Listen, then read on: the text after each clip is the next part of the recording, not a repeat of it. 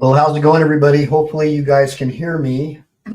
I am attorney Michael Ehline, and as you guys know, I'm an attorney licensed in California and Texas, and I do personal injury law is my bread and butter. But I really love the First and Second Amendment, and I'm a big fan of First Amendment auditors and definitely holding the government accountable. Government accountability operations are my passion.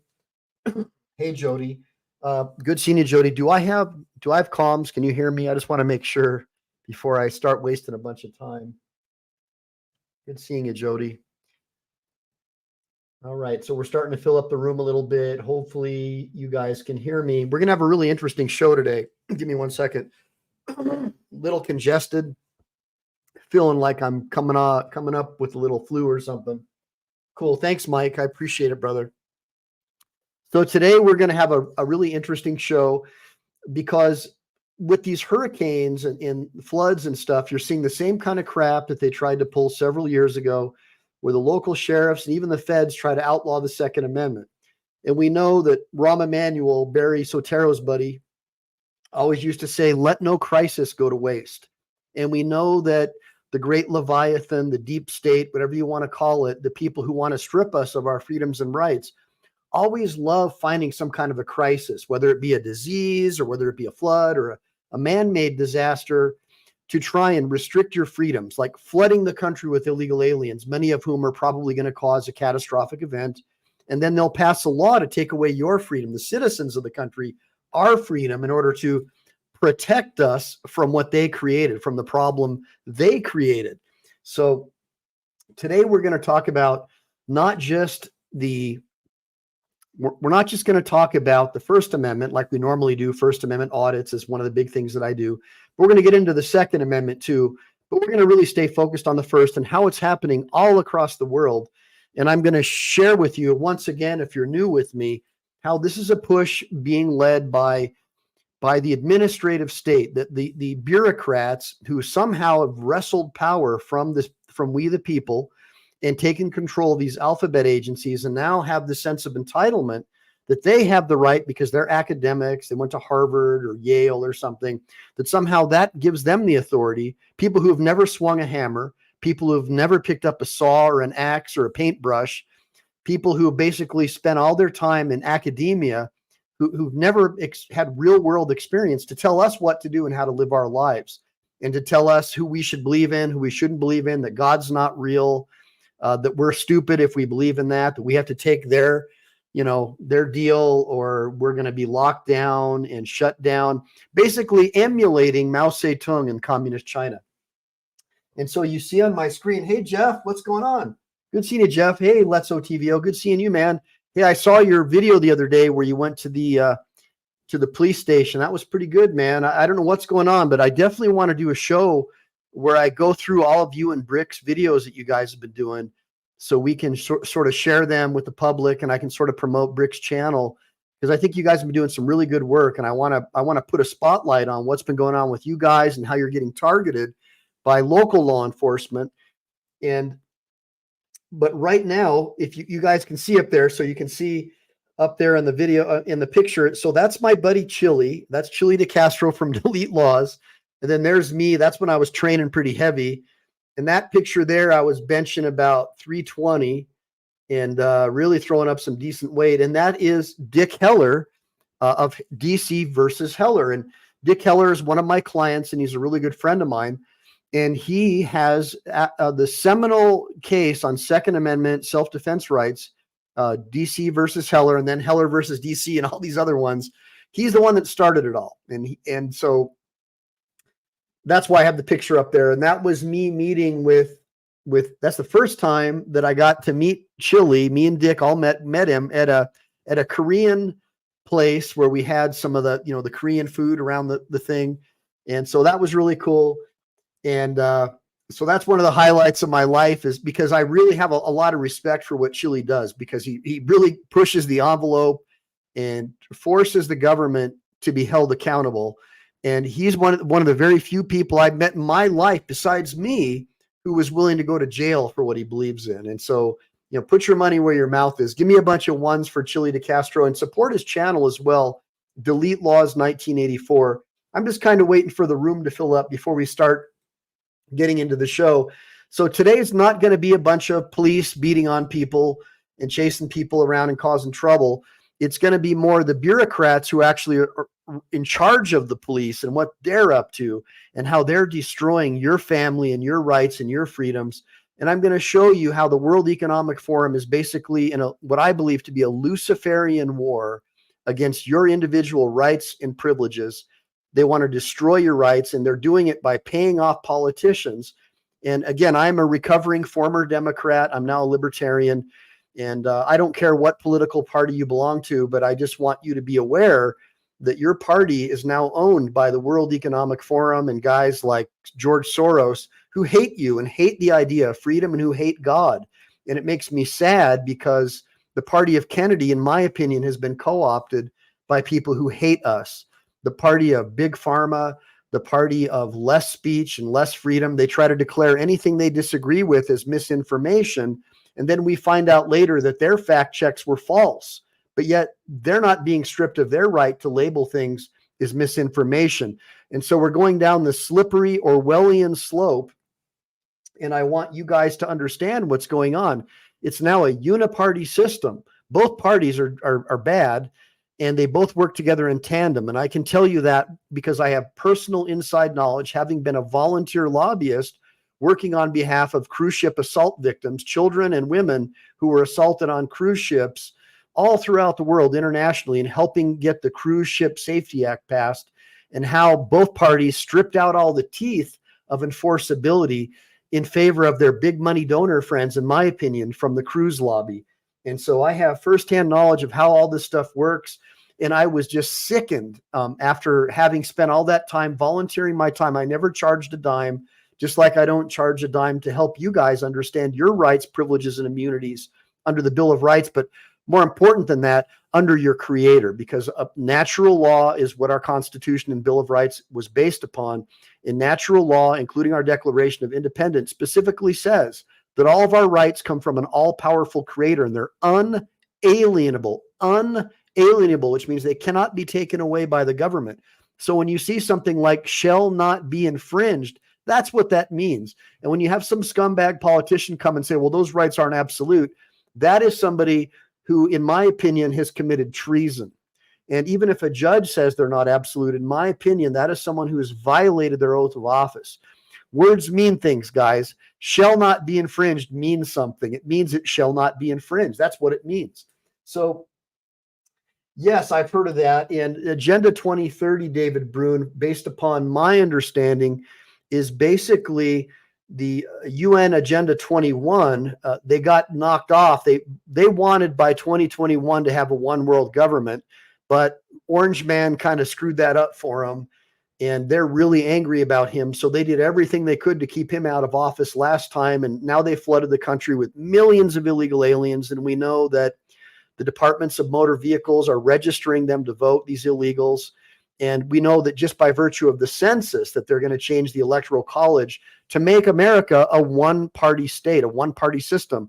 And basically they're emulating communist China. And so I'm putting out a warning for all you people who worship politicians and think that politicians have your interest in mind. They don't. They're concerned about making money. Look at the lady AOC with the big horse teeth. She went into office, I believe, worth less than $100,000, right? And now she's worth over 20 million. All right. Nancy Pelosi's worth billions of dollars, guys. And it's from insider trading. But if you go to Google and Wikipedia, they'll say, well, politicians, it's illegal for them to do insider trading. If you say something like that, you're engaged in misinformation. It's just so ridiculous. And so because people like me and you are capable of critical thinking, they realize that they're not going to win elections unless they replace us with people who are not. And so the best idea for them is to import people from third world countries who are uneducated and who've never grew up with a constitutional Republican form of government where you have unalienable rights that can't be taken away. So if they can simply replace us with people from communist countries, sub-Saharan Africa, and parts of Arabia where inbreeding is the norm and the average IQ is 60, then they'll have achieved their mission. And that's precisely what they've been doing in Europe. And so I'm going to talk a little bit about the outcome of some of their rules and the things that they've been doing. We're going to get into that. That's right, David. She was a bartender, but she has a degree in economics, but Keynesian economics to me is just another form of communism. I mean, anybody who believes in fiat currency or the current Federal Reserve system that we have, in my opinion, is not somebody who should be in office to begin with. I think an education like that does us a disservice. I believe that all of our currency should be backed by something of intrinsic value, not a promise of politicians who lie. Give me a bunch of ones if you guys agree. Now, Michael says, this is what will start a war against. I don't know if that's true, brother. I mean, I think that with the young generation being totally brainwashed by public school teachers who are basically Marxist and Leninists, that this country is really going on a downward spiral. And with illegal aliens changing the electoral college and turning everything blue like they did in California, and seeing how the blue is constantly trying to restrict free speech and saying that anything they disagree with is misinformation, disinformation, that we're in a lot of trouble, guys. And so the only thing that I can suggest is that we form parallel systems with each other, just like Martin Luther King did. Because even though the blacks were a small minority at that time, they became very powerful by becoming a parallel system and boycotting people that were trying to destroy their rights, privileges, and immunities. And God bless them for what they did. And right now we have people in power who teach the exact opposite of Martin Luther King with their critical race theory, intersectionalism, teaching that white people are evil and that it's all based on skin color, and resources need to be withheld from certain communities and be given more to others based upon skin color. It's the exact opposite of what Martin Luther King Jr. taught, which is that we should judge people not based, excuse me, not based upon, I'm a little sick today, guys, not based upon the color of their skin, but based upon the content of their character. And so me being a former and inactive United States Marine, I'm all about character and merit. And anyone who says merit is racist or something, these are people who just obviously don't know what they're talking about. They're fools. The whole world, the best countries in the world are built based on merit. The best businesses are built based on merit. The best Marines, the best soldiers, sailors, airmen, Coast Guardsmen are based on merit, not based on their skin color or their gender. It's ridiculous. It's absurd.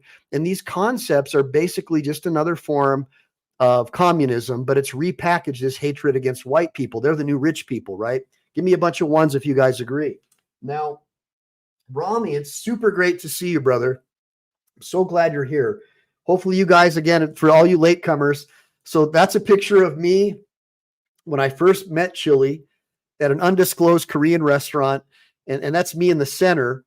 And you can see I was bench pressing about 320 for 6, and I could do about 225 for about 20. And I was really getting thick. I was eating like a horse, really working out heavily. And then that there is Dick Heller of District of Columbia versus Heller. And that was when I was hosting Dick at my house when he was at the SHOT Show. And I got to check him out at the SHOT Show and meet a lot of really great patriotic Americans. And so 3 powerful people right there, people who believe in individual rights and freedom, and 3 people who quite clearly don't agree on everything. And that's the point I'm trying to make.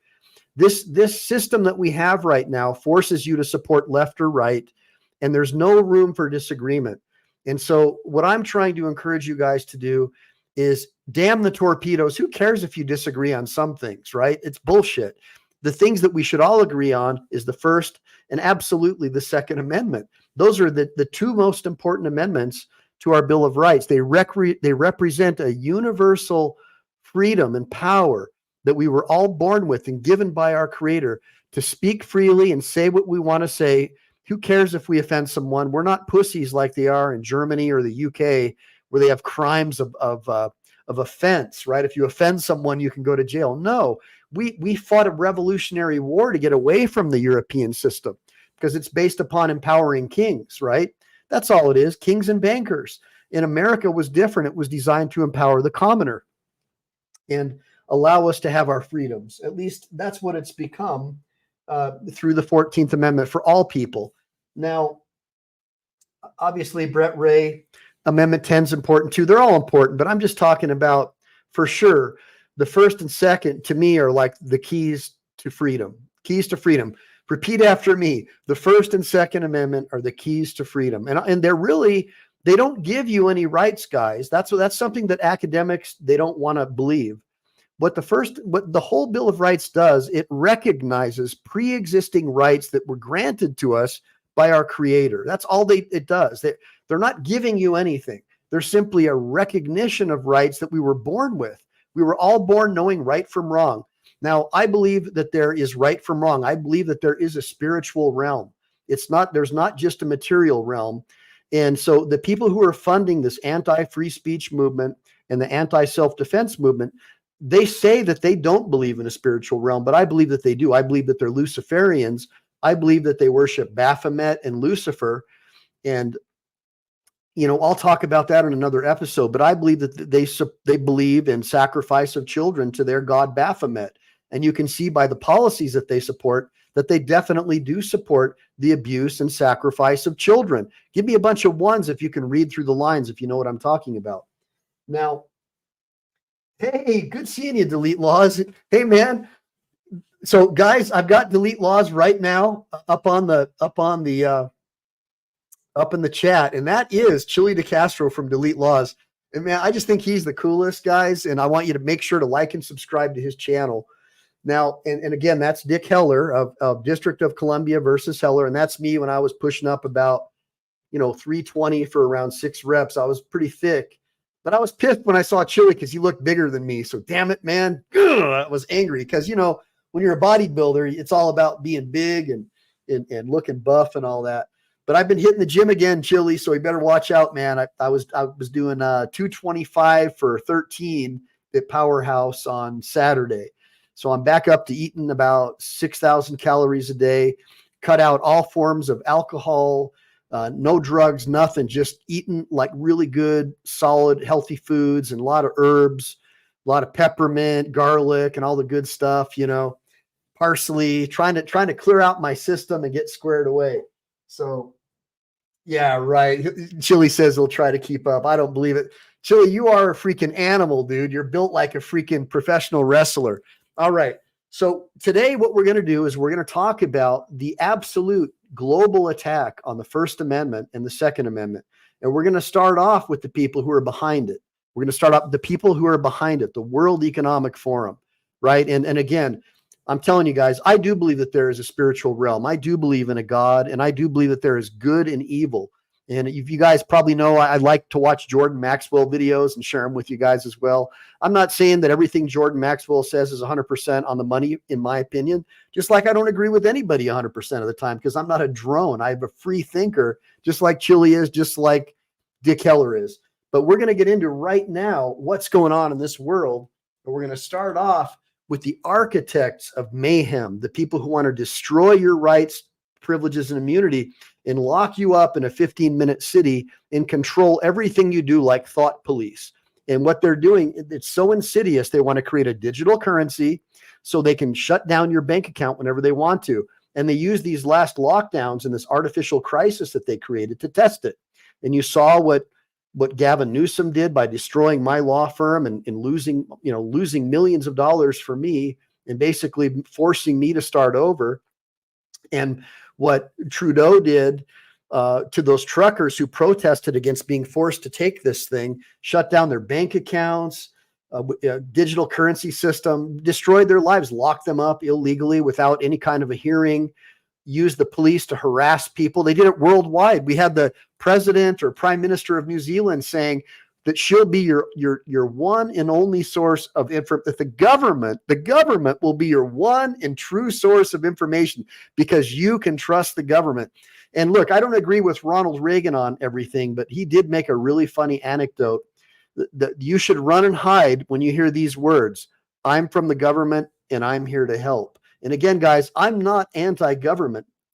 But I don't have to support government that doesn't support me. Give me a bunch of ones if you agree. You have no duty to support government that doesn't support you, right? They're supposed to be there to protect you. And instead, they're there supporting large corporations. And again, I represented children who were assaulted on cruise ships by crew members and by people from third world countries that these cruise lines hired because they could get them on the cheap. And a lot of them came from sub-Saharan Africa, where they treat women like second-class citizens, right? And if you wear a bikini, you're considered to be fair game. And that's what was happening on these cruise lines. These employees were just having their way with them from countries like Somalia, just having their way, doing whatever they wanted to and getting away with it. And initially, the cruise lines were literally bringing a helicopter on the cruise ship and flying them off, these assaulters, so they wouldn't have to face justice because, again, they were covered by international maritime law and the U.S. had no jurisdiction. So I was trying to help get this Cruise Ship Safety Act in place so people would be protected because, look, a lot of ladies and kids and stuff, they don't know that they don't have rights when they go on cruises. You know, I care about people. The same reason why I visited Chile in jail, because I was worried about his health and safety, because I know what they do to people in jail. They'll just suicide you if they don't like you. And it happens, guys. Give me a bunch of ones if you agree. Now, so we're going to get into this first video really quick so you can see why I'm so angry about what's happening. And again, I've got kids and I don't want them to grow up in a world where their speech is restricted. Let's go. But human rights are just like heaven and like God. It's just a fictional story that we've invented and spread around, but it's just a story. It's not a reality. The only place you find rights is in the fictional stories that humans have invented and spread around. Wow. It's always great to be lectured to by some Western European with an accent about our rights and whether we even... Well, he's actually, from my understanding, Israeli, but it doesn't matter. It's the same thing. He professes to be an atheist. But when you learn about what these guys are really about, like Bohemian Grove and the UN, the Lucius Foundation, what used to be called the Lucifer Foundation, you'll see very clearly that they're not really atheists. These are Luciferians, and they call themselves atheists, but that's not what they are. They believe in a spiritual realm too, just not the same one that I believe in. Have rights. And I do. You got to love the anti-religion angle on here too. You know, just like the Bible and God. You know, why didn't he say the Quran and Muhammad and Allah? Well, we know Notice why. that. Oh, it's a fairy tale. And he couldn't say, you know, like the Sleeping Beauty or the Beauty and the Beast, the Sacre Bleu. No. It had to be the Bible and God. Not the Quran, the Bible. You know, listen. Anyway, so there's that. And so this next one is going to kind of like bring it home for you a little bit. So again, guys, today I don't have a bunch of police attacking people type videos or whatever, but I think you're going to have a good time. And make sure to double tap the screen. Again, I'm in vertical mode. So if you want to look, here's a couple ways you can support my channel. Besides giving me super chats and getting a copy of my ebook, not this book, but the ebook version of this, which is my journey to becoming a practicing lawyer with no law degree or undergrad. Besides getting a copy of this by going to my YouTube channel on the description and clicking the drop down and clicking the PayPal link and getting this for $19.99. Another way you can support me is to allow the YouTube ads to play that are on my channel. Just watch them because I can generate some revenue that way to help support my family. Obviously, you know, my wife's never too thrilled when I'm spending 2 and 3 hours doing these shows with you, but it is my passion because I do love helping. Look, I genuinely love helping people, guys.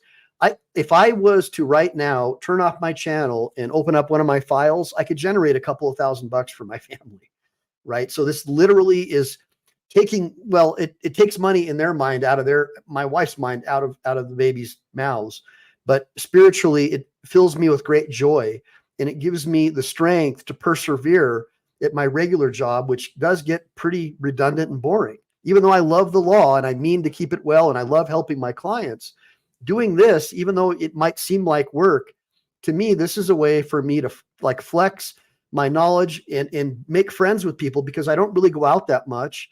I don't really have that many friends, because out in the world, there's just not many people who think like me. Most people are totally brainwashed by what they see on Communist News Network or PMSNBC or Fox News controlled opposition.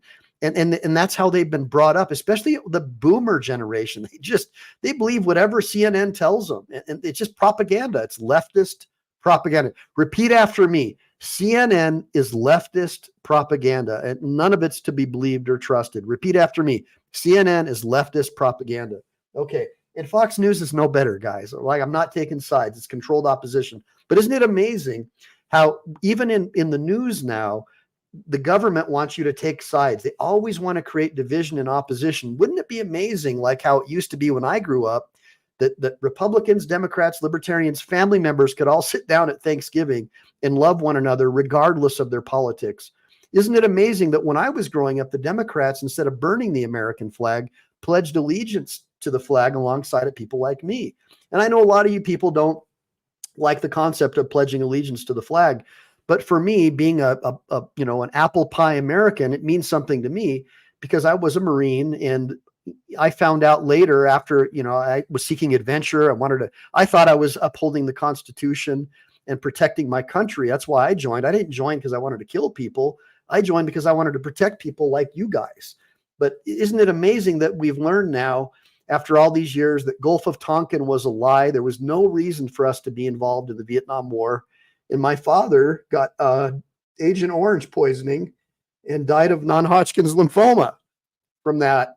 And isn't it amazing that our friends and a lot of my Marine brothers suffered major diseases from those burn pits and stuff in the first Gulf War? And now we found out that there weren't even any weapons of mass destruction, and that the only people who got anything out of it were politicians in military industrial complex.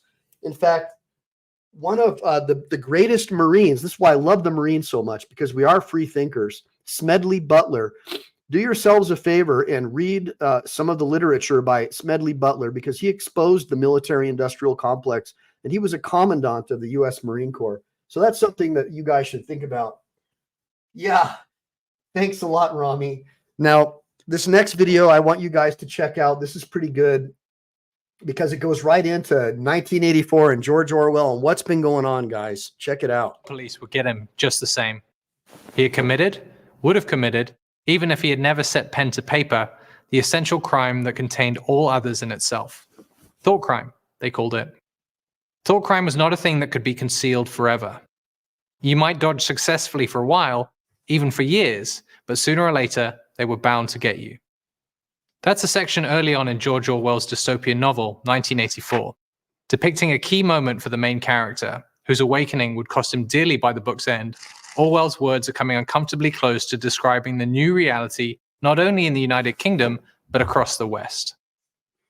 A bill passing through Parliament in London aims to censor speech, offers of help, and even thought around abortion facilities throughout England and Wales by establishing so-called buffer zones. It could amount to one of the most egregious violations of free expression in the modern Western world. The threat is far from hypothetical. 5 English municipalities already have these censorship zones in place through euphemistically named Public Spaces Protection Orders, or PSPOs, offering a harrowing glimpse into how fundamental freedoms can be quickly eroded. These orders go so far as to forbid prayer, even silent prayer, in the vicinity of an abortion business.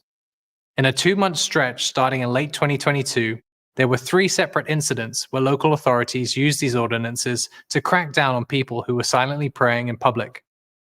The result was what can only be described as the prosecution of thought crime, unimaginable in a free society.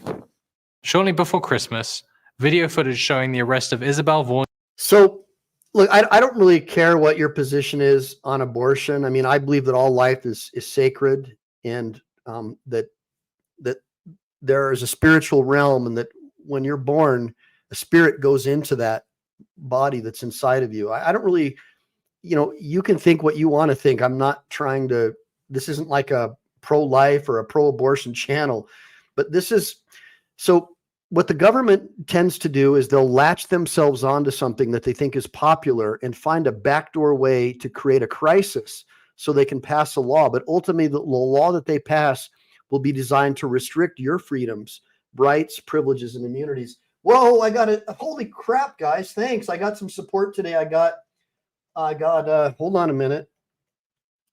Brett Ray. Thanks, Brett. Brett always comes through. And look, Brett's cool because Brett buys me memberships, 10 memberships. Thanks, Brett. That really helps a lot.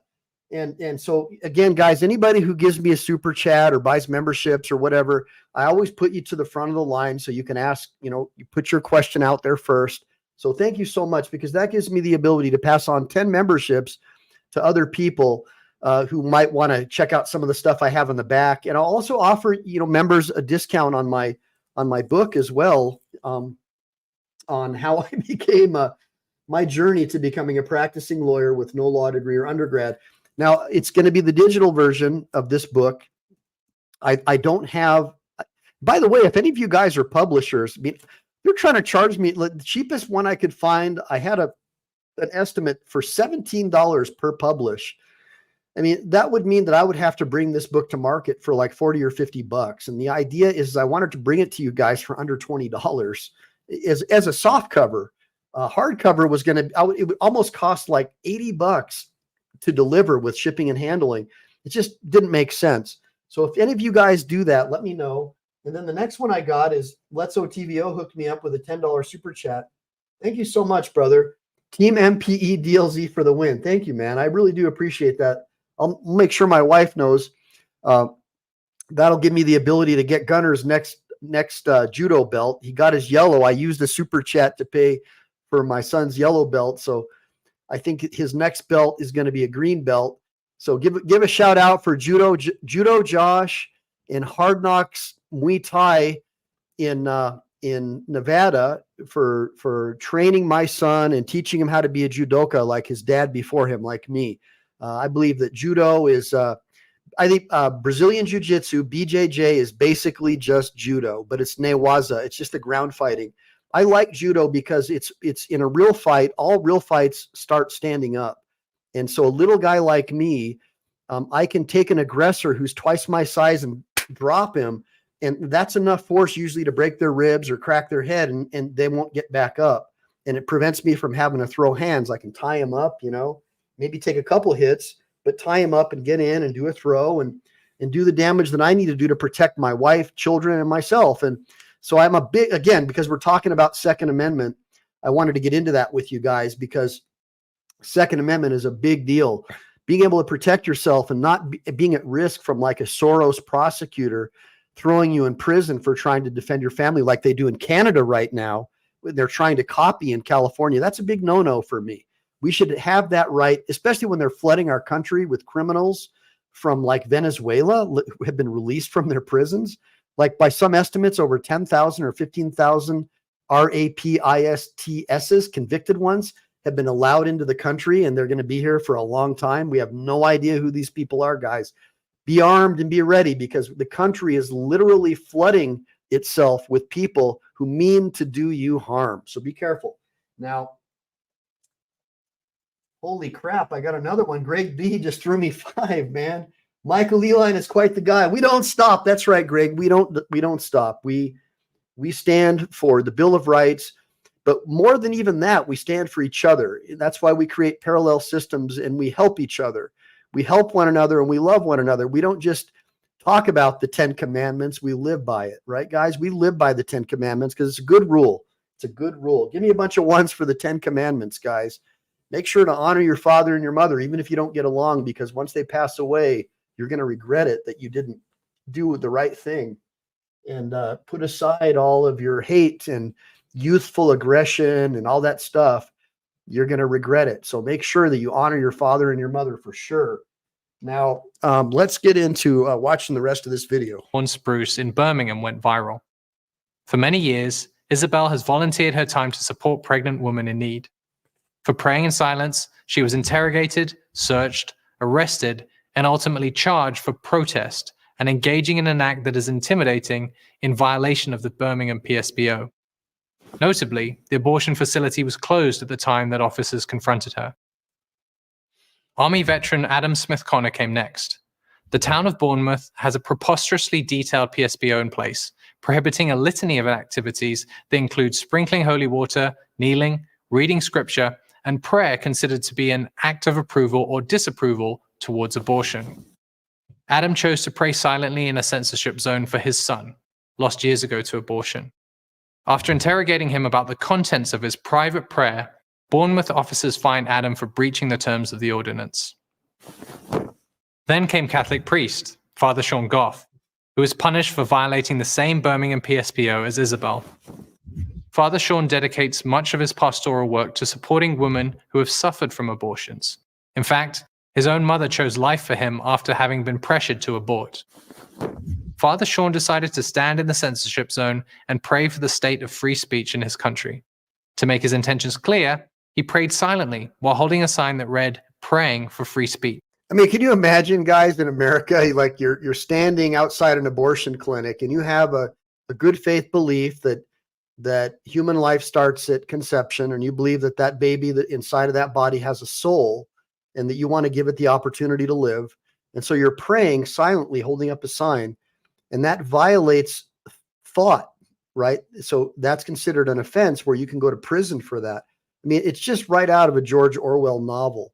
Look, I do agree that if someone's out there harassing people, preventing them from getting into a clinic and doing what they need to do in their mind, that's obviously you're disallowing someone their right of ingress and egress to peaceably do what they want to do. You know, those people can deal with their maker. It wouldn't be my job or a pastor or a priest job to prevent them from going into that abortion clinic. But clearly, guys, give me a bunch of ones if you think that it's totally okay to stand outside a clinic with a sign and silently pray. I don't get it. But this is what's going on in Europe, and it's coming to a city near you. And they do it insidiously, right? The government does it insidiously. They'll find something they can glob onto and say, well, a lot of women are pro-abortion, so let's start that way. We'll start restricting freedom of speech for the people who are against abortion, get people used to the government restricting their speech. We'll use this as our insidious model, and then we'll come up with other ways. We can say, well, you didn't use my pronouns, so we're going to put you in prison for that. I mean, don't you agree that it's a slippery slope when we start targeting one person over another and deny them their individual rights? I mean, think about that, because that could be happening to you pretty soon. For this, Father Sean was interrogated, threatened with arrest, and criminally charged. Strikingly, his case is the first where prayer that is not related to abortion, but to free speech, has led to criminal charges. All three, Isabel, Adam, and Father Sean, were interrogated by local authorities on the contents of their thoughts and prayers. That's it. Disturbingly, had their thoughts been different, none of the three would have faced punishment. Both Isabel and Father Sean later received notifications that their charges were dropped. However, prosecuting authorities indicated that they could be reinstated should more evidence. Yeah, and hold on a minute. Let me just tell you something. As someone who was a victim of false arrest, guys, let me just explain something to you if you don't already know, because I think you guys know what's coming. Do you know what it's like to be arrested? Give me a bunch of ones if any of you has been arrested in the sidebar. And if it happened in front of your friends, your family members, someone at work. Now, imagine how that makes you look, number one. You could lose your job over it, right? Everybody will think that you're in the wrong automatically. Think about it. And now you've got to spend immediately. You got to hire a defense attorney because you don't want to charge on your record. At least somebody like me, I had to spend over $5,000 to defend against a false 148 resisting charge back in, it was like 97 or 98. I mean, for somebody being a Marine, somebody who prides himself on being a law-abiding citizen, law and order, law-abiding citizen, and then having my fellow employees at work see that, it was devastating to me. And even if you win your case, you never recover. People will always look at you differently. And that's the idea, right? That's the idea behind arresting. Like, look what they did with Orange Man, like all those bullshit charges against him, clearly a political show trial designed to try to make him look bad to people who would vote for him. It had the opposite effect. It made him into a martyr and more likely that he would be reelected for a third time. But in this case, what it does is it basically, it stigmatizes you, right? So even if the charges got dropped, it didn't matter. It doesn't matter. Give me a bunch of ones if you guys agree with that. It doesn't matter even if you win your case. Look at what happened to Chile. The cool thing about Chile's cases are that we put so much heat on the evildoers who were against him, that we were able to resurrect his image and make his image even more powerful. He came back 1,000 times stronger. But for most people, look, the news media doesn't run a retraction when they do false stories and they lie about people and they do these bullshit fact checks that are false. They don't retract. Most people still think that Trump said that there were good people on both sides, in that he was referencing the Klansmen, because CNN chopped out the section where he said, I don't mean the Klansmen and the racists. I mean, there's good people in the audience who aren't part of that group. But that was all cut out. And that had a lot to do with his image going down the tubes, guys. And ultimately, even Snopes, a far left, basically Marxist publication, came out and declared that story false. In the last debates, Camel Toe came out and said it again. And she's the one who wants to restrict free speech, saying that we're engaged in misinformation. And here she was doing it right open. And ABC didn't do anything at all to fact check her. That just shows you the bias and why we can't trust that. Repeat after me. The mainstream media is the enemy of the American people. Repeat after me. The mainstream media is the enemy of the American people. Now let's get back into this. Evidence come to light. Isabel and Father Sean exercised their right under English law to have their day in court, rather than to have the threat of renewed charges hang over them. Thankfully, both went on to receive a not guilty verdict, clearing their names and helping provide clarity on the legality of silent prayer. As for Adam, ADF UK is supporting him challenge the fine he received. Sadly, the UK is far from alone in its slide towards censoring people with whom the government disagrees. Bingo. In the United States, despite a 2014 Supreme Court ruling that struck down an abortion facility censorship zone as unconstitutional, a similar restriction remains on the books in Pittsburgh. And what starts with government crackdown on pro-life speech can quickly spread to other issues as well. Bingo, that's what they're In doing. 2021, ADF won a major case at the US Supreme Court that started when a public college tried repeatedly to stop a Christian student from sharing his faith with fellow students on campus. As all were warned decades ago, the government has no business.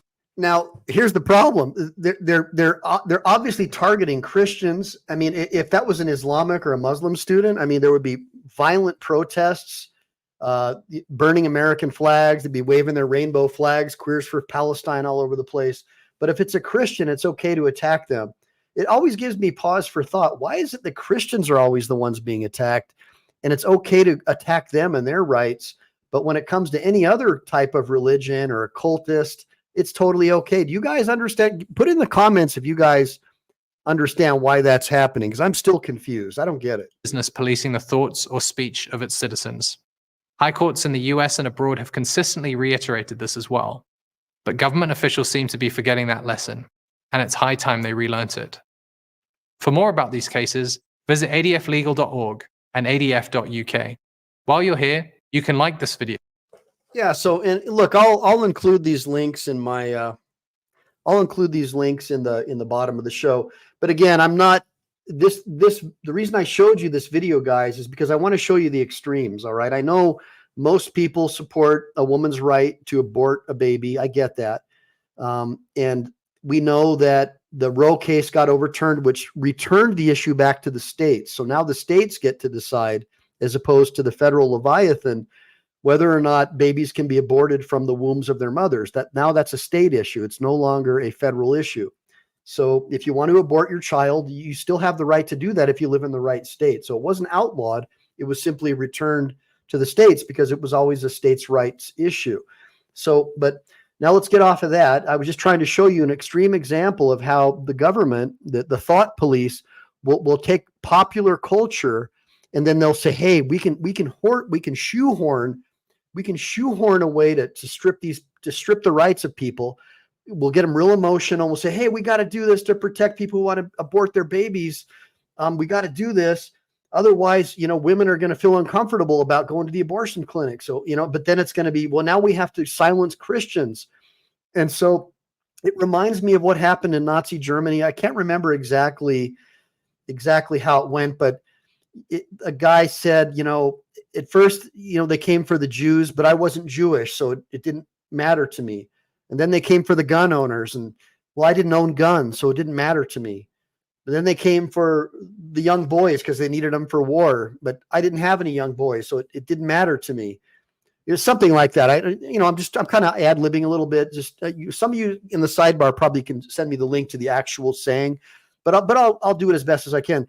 And then they came for the men who were, over 21, because all the men were killed in combat, but I was 40, so it didn't matter to me. But then they came for the 41-year-olds, and then it did matter to me. And that's the point I'm trying to make, guys. I'm not trying to force you to support some political concept. I'm trying to get you to support the idea of global, unalienable rights that come from a creator that can never be taken away. And that's what our founding fathers gifted to us under natural law. John Locke, with Chile de Castro, and I agree 1,000,000% on, was instrumental. In fact, parts of the Declaration of Independence are literally from John Locke's own mouth. I mean, that's how powerful John Locke was. And I encourage all of you guys to check out Sir William Blackstone's commentaries on the English law, as well as John Locke's writings, as well as St. Thomas Aquinas's writings about knowing the law and meaning to keep it well, and only appointing people into power who are honorable, good people. That's why I would never try and run for politics, because I've got skeletons in my closet. I wouldn't be a good. People could tear me apart. I wouldn't want to have that happen. I would vote for someone who is of chaste character, who was, probably someone who's goes to church regularly and who actually lives by practices what they preach is right. But I hope you guys understand what I'm saying. I would never want to vote for somebody who's a power hungry person. I would want somebody in power who refuses to take a government salary, to be honest. I would want somebody who has their own job, their own career, who refuses to take a salary or any kind of money or payoff, and who actually loses money when they go into office because they're trying to make the world a better place, not enrich themselves with backdoor political deals. So if you guys know of somebody like that might have my vote. I doubt there's anybody like that. If you guys can tell me of anybody who would actually literally not take a salary to become president, that kind of person is somebody I'd be looking at to vote for. Now, the next video that we're going to get into is going to be about what's going on. Another disaster, another way to take away your rights. And we saw this happen in the past, right? Where the government would come in if there's a natural disaster and take away your rights, privileges, and immunities. So we're going to go away from the abortion issue, and we're going to get into the Hurricane Second Amendment issue. This is going to blow your mind, guys, that this is happening in the United States of America. It just blows my mind. To pass a Looter Protection Act and disarm his populace because of weather? Yeah, let's talk about it. Guys and gals, thank you so much for your support on this channel. I intend to bring you all of the Second Amendment news, no matter where it happens, good, bad, ugly, or indifferent. And if you want to stay in the know, just smash that subscribe button down below. And if you think that no police chief in the country gets to limit your right to keep and bear arms, to protect yourself, your others, in your community, especially in a time when your community needs protection from looters and the like, subscribe to Guns and Gadgets, like the video, and hit the bell notification. Yeah, check them out. Notifications. Channel. All right, let's get into this. I wanted to do this video 2 days ago, but I've been here at this conference with Second Amendment Foundation, the Gun Rights Policy Conference, and been just busy, tied up. But here we go. Here's the letter, the order, rather, from Der Fuhrer, police chief in Okeechobee. It was a public notice of local state of emergency for Hurricane Helene, and the chief had the balls to say, under the authority of City Ordinance 1297, adopted by the City Council on September 26th of 24, as the city's designated emergency management official, I, Donald Hagan, Chief of Police, hereby declare a local state of emergency within the municipal boundaries of the city of Okeechobee, Florida, in effect as of 9 a.m. on the 26th of September, and remain in effect through 6 a.m. through the 27th of September, unless terminated early, and may be extended based on operational conditions due to Hurricane Helene. Here's the good part. Said declaration prohibits the following acts for the duration of the declared state of emergency per Florida statute 870.044, which he actually violates here. A, the sale of, the offer to sell, with or without consideration, any ammunition or gun or other firearm of any size or description. B, the intentional display by or in any store or shop of any ammunition or gun or other firearm of any size or description.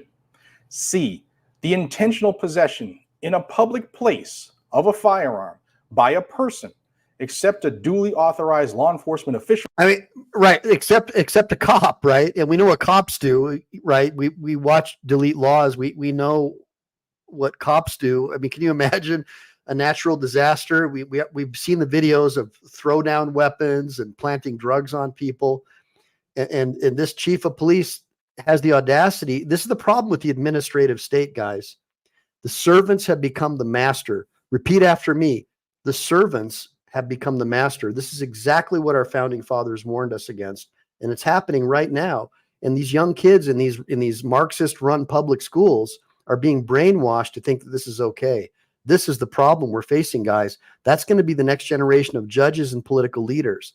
If you don't start homeschooling your kids, homesteading, and creating parallel systems like I'm suggesting that you do, this country's gone. It may be gone after this next election. There's enough illegal aliens in this country right now to turn the country into a one-party country. It's probably over already. Let's keep going. Or person in military service acting in the official performance of their duty. At the time of issuing said declaration, no additional emergency measures are deemed appropriate to be added as allowed by Florida statute Fluppy-Flup. Chief of Police Donald C. Hagan II, City of Okeechobee, Florida Police Department. Well, Chief, you don't get to declare anything above and beyond the rights of the citizens who you serve, you punk ass. Allegedly. My intent is to bring as much negative attention to this king wannabe and hope that he loses his job at the very least. That would be my goal. Yeah. So please share this video. Let's get his candy ass terminated and maybe even charged. So obviously illegal and unconstitutional. No chief has had this amount of, intestinal fortitude to do this during a storm to their people since Katrina, but Katrina, yeah. NOPD actually went around and seized people's guns. This violated Florida law. This violated the Florida Constitution. This violated the United States Constitution. Absolutely. And the people from Florida Carry responded appropriately and aggressively to this chief. But like I said, Chief Hagan, you need to quit. You need to resign from your job and go stand in the corner and think about what you've done. And hopefully the people who are recovering right now from the storm, when they dust themselves. I mean, if any of you guys know Chief Hagan, I mean, this is what petitioning the government for redress of grievances is all about. I mean, somebody like that, back when our founding fathers at the time of the revolution were doing their thing, they would have tarred and feathered this guy. He would have literally had hot tar poured on him and he would have been feathered. This is tyranny, guys. There's no other word to describe it. It's treason, literally trying to take away your right to defend your family against looters and people that our own government has flooded the country with from third world countries that have been released from jails, people who are killers, just, going around and looting. The police trying to take away your guns or your ability to defend yourself, ammunition. I mean, that our founding fathers would have tarred and feathered somebody like that. Do you guys understand what I'm saying? Give me a bunch of ones if you guys understand what I'm saying. So we'll go ahead and keep watching this bad chicken. Themselves off. They sue you a lot. Here's the letter that was sent by Eric Friday, who's the general counsel for Florida Carry. And it was sent to the attorney, John Fumero, who is the city attorney for. So check it out. I've got a Austin Bell. He says he's a police sergeant in Alabama. Is it all right if I hang out and see what y'all's point of view is?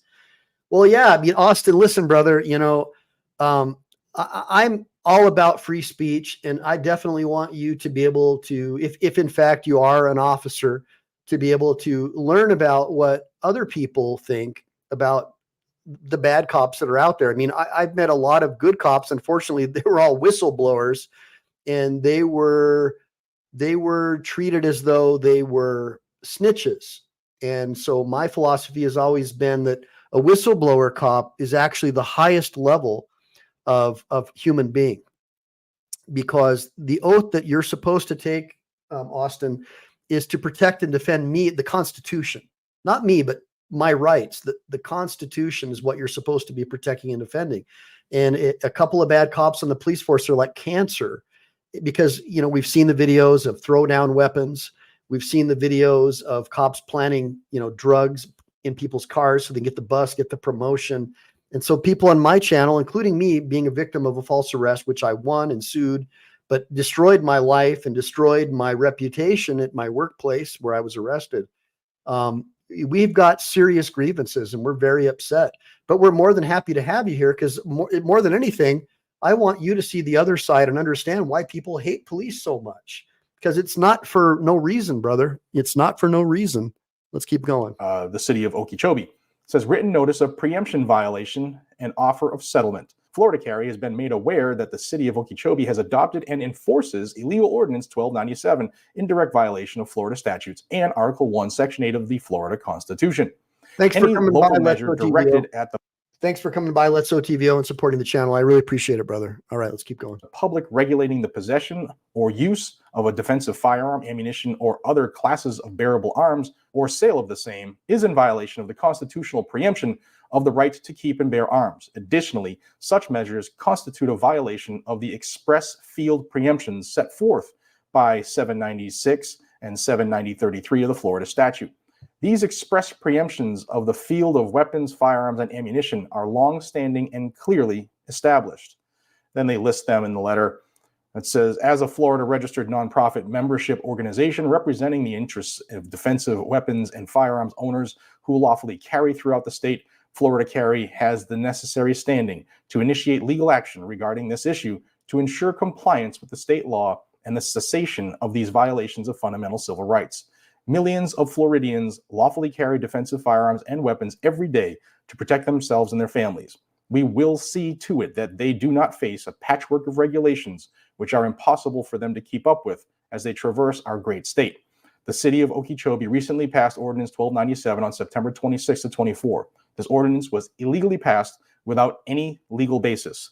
It was passed for the purpose of depriving Okeechobee citizens and neighbors of their constitutional right to purchase or possess firearms and ammunition, and violates all this stuff. Yeah. Any individual who voted for this tyrannical law is potentially liable. Then it goes into the section where the chief thought he could do this. It says the ordinance was allegedly passed pursuant to these sections, and these statutes only apply to that there has been an act of violence or a flagrant and substantial defiance of or resistance to a lawful exercise of public authority, and that on account thereof, there is reason to. But wait a minute, isn't that the whole point of a Second Amendment, is that if there's a tyrannical government that you have the ability to resist? I mean, in my estimation, that statute itself that gives them that authority is unconstitutional right off the bat. It violates the universal God-granted right of self-defense and protection from a tyrannical government, which is the real reason why we have a Second Amendment, if you guys didn't know. Believe that there exists a clear and present danger of a riot or other general public disorder, widespread disobedience with the law, and substantial injury to persons or property, all of which constitute an immediate threat to public peace or order and to the general welfare of the jurisdiction affected or a part or parts thereof. Yeah, that's unconstitutional too. Yeah, bingo. Now, everybody, I want you guys to say, give a bunch of ones to BZ Watchdog. Thank you, BZ. Member for 2 months. Hoorah, brother. So BZ Watchdog is one of my Marine brothers, and he's got another YouTube channel. He does a lot of auditing. And by the way, BZ, Miss Constitutional Rights reached out to me. She's looking for somebody to help her with a public records request. If you can help her, if you know someone who can. Now, BZ Watchdog says, and again, guys, if you do a super chat or you buy memberships, always put your comments to the front of the line. BZ Watchdog says a federal judge said that the Indiana 25-foot rule is unconstitutional and too broad. Right on, right on. I will call you, BZ. That is awesome. We should do a show about that. That is sick. So a lot of you guys know that one of the reasons that Chili de Castro was locked up is that Judge Zimmerman decided unilaterally that there was, out of thin air, I guess, that there was like a 20-foot or a 15-foot, some rule that said you got to be a certain distance apart. And I guess if you're not, that means you violated the safe space of the officer, kind of like what they do on college campuses, safe spaces for people who disagree with your fundamental rights to exist, right? So same kind of deal. That's awesome, BZ. Thank you so much for sharing that with us. And I will call you afterwards, bro. I've got to take my son to judo, so it'll be intermittent comms, but I'll definitely talk to you. Give me a bunch of ones for BZ. BZ, thanks for coming and sharing that with us. That's awesome, dude. That is great news. Just because people are acting a fool doesn't mean I lose my rights to That's defend right. myself from those people acting a fool. That's right. Last section here. To my knowledge, there were no violent acts, defiance of lawful authority, or any other of these required elements prior to the declaration of emergency to justify its passage. The denial of a constitutional right cannot stand on conjecture. Florida Carry Inc. hereby demands payment of $30,000 in damages and attorney's fees to resolve this matter prior to initiation of litigation. The city must also commit in any release and settlement agreement to not utilize Chapter 870 as a basis for an emergency declaration in response to future natural disasters, unless the elements of. So what he's asking for, in addition to money damage, is injunctive relief. So that would be like equivalent to a writ of prohibition or a writ of mandate, right? Or a restraining order to prevent the government from trying to do something like that in the future. Because what's the point, honestly, if you're really somebody who supports universal rights and universal humanity, freedom, what's the point of just getting money for yourself if you're not changing the system as well, right? Because if you're a true believer, you're going to want them to change their behavior, right, guys? Give me a bunch of ones if you think that you'd want them to change their behavior so they don't violate someone else's rights. All right, let's let them finish up. Of 870-43 are met and specifically factually asserted. The city must also agree not to terminate the right and ability of law-abiding citizens to purchase firearms and ammunition in the future under Chapter 870. Please let me know within 10 days if you would like to resolve this matter without the need for litigation. Now, good on Florida Carry here. I'm also going to add that if you remember during the COVID era, when all of the king and queen wannabe governors of those states basically shut down the Second Amendment, right? Closed down any range, closed down any FFLs, anyone who sold sporting goods. Tyranny. In effect, to protect the public peace or violate your rights and empower the criminals that they were empowering to get flooding into our country. Election differences. President Trump at that time, thanks to Gun Owners of America, declared all of these institutions and stores and whatever, retails and manufacturers, all of it that relates to the Second Amendment as essential businesses, cannot be forced to close. So I don't know where this chief thinks he has this power, but I hope it costs him dearly. So Dr. Donna Walter, a lot of you guys may know Dr. Donna Walter. I didn't realize that Dr. Donna Walter was running for office. So if you would have told me, I would have made sure to have Team MPE support you, Doctor. But Dr. Donna Walter is saying, my opponent also primed the bill and passed, taking away your private property rights, forcing any property you sell to have government the full right first refusal, like the right of first refusal if you find a buyer. That's crazy that the government would get the right of first refusal. That's insane, dude. That is absolutely ridiculous.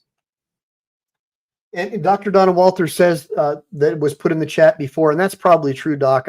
I'm sure it's true. I just, look, man, look, forgive me. I'm not perfect. If I would have known, now that I know, I'm going to support you, and I'm going to have Team MPE support you. Number one, everybody on Team MPE, obviously give me a bunch of double taps on the screen so I can get some likes, and hit that like and subscribe button if you see it. But if you're on a handheld, just double tap the screen. That'll give me some likes. But number two, go to Dr. Donna Walter's profile and subscribe to Dr. Donna Walter's channel. And then let's find a way to share. If you want, Doc, put the link to your website or whatever you've got in the sidebar, if your campaign website or whatever. If you've got a GoFundMe, I've got no problem at all, Doc, to be able to have my Team MPE support you. Again, I had no idea, but this is exactly what I've been talking about, guys. Forming parallel systems means that we support our brothers and sisters. who are trying to make positive change for the country. And I personally vouch for Dr. Donna Walter as being of chaste and moral character and somebody who I would want to have in political office. These are exactly the type of people who put the Constitution before their own pocketbook. You know, if someone goes into political office rich and they come out poor or with less money or poorer and they don't take a salary, that's one of the first things you want to look for, right? You know, we should be getting rid of these lifetime pensions, right? Lifetime pensions are evil. There's no reason why any of these politicians should get a pension for life. It's bullshit. Public service is just that. You're giving back to your country and you're volunteering your time because you're trying to make the world a better place, and you're sacrificing like a monk. And we need warrior monk politicians. Give me a bunch of ones if you agree with that philosophy. We need warrior monk politicians who put their people and their country and their fellow citizens over their pocketbooks. Don't allow these WEF and big pharma people to get into your pocketbooks, guys, and to sway the votes of your elected representatives. Start voting for people based upon them deleting laws, not passing more laws. That's why I really love Chile de Castro's moniker, delete laws. That's dope, because that's what we should be looking at. Instead of empowering someone because they passed some law, we should be thinking, how many laws did you delete your last term? That's how you do it. That's the kind of people you want to empower. Give me a bunch of ones if you agree with that. Now, you know, I've got so many videos that I want to share with you, and I'm probably not going to get through all of them tonight, guys, because I'm not going to be able to go for super long. But we still have some people in the DOJ. Here's the way I look at it. Like the Department of Justice, like Barry Soetoro has a lot of his Marxist Stalinist holdovers, like Peter Strzok, STRZOK, and Lisa Page, right, who got bullshit FISA warrants against Carter Page, and like 40 CIA agents who came up with the Russian disinformation lie that they knew was a lie about the Hunter Biden laptop in order to rig an election, basically. That's all true. The Hunter Biden laptop is 100% true. It was never Russian disinformation. And every single one of those Barry Soetoro CIA officers knew it was a lie, and they lied to you in order to rig an election. Give me a bunch of ones if you agree that's why they lied.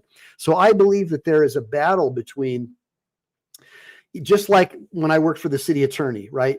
They don't all support the same things, right? Like some people are really honest and some people are super political. And there's a battle right now in those agencies, those administrative agencies of good and evil as well.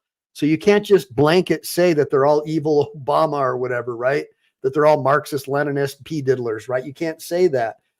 Some of them are good. And every once in a while, they do the right thing. And here's an example. I want you guys to watch this because I'm not anti-government. I'm anti-bad and evil, wicked government.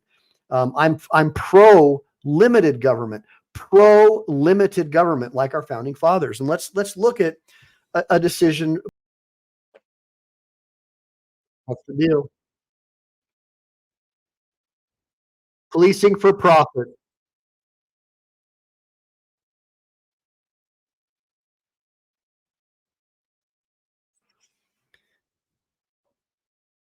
Well, hold on, guys. It's not just Lexington Police, though, right? It's every police department. You know that they get promotions and they get civil asset forfeiture, right? So if you can collar a guy, get your drug sniffing dog that's trained to sniff money, right? And they can find some money, they can seize that asset, send it off to the U.S. attorney, and the U.S. attorney rubber stamps it and sends them some of that money back. And all of a sudden, you got bonus money to pay those scumbag officers who stole your freaking money, right? Get a new cruiser, get a nice new police building, develop your prestige in the community so you can get reelected. I mean, it's just crazy what's going on. So it's not just this town, guys. This is happening everywhere. Unfortunately, they're only going after the people that go after the police departments that discriminate against minorities. They should be going after departments that discriminate against anyone, regardless of their race. Give me a bunch of ones if you agree with that equity, these new stupid rules that the Biden administration has come up with, that equity shouldn't be the only reason that you go after corrupt police departments. It should be based upon the police departments who violate anyone's rights, regardless of their skin color, race, or religion. That's the problem that I have with this new form of equity policing, where they only punish police departments who go after a certain race. It's reverse discrimination. Please go.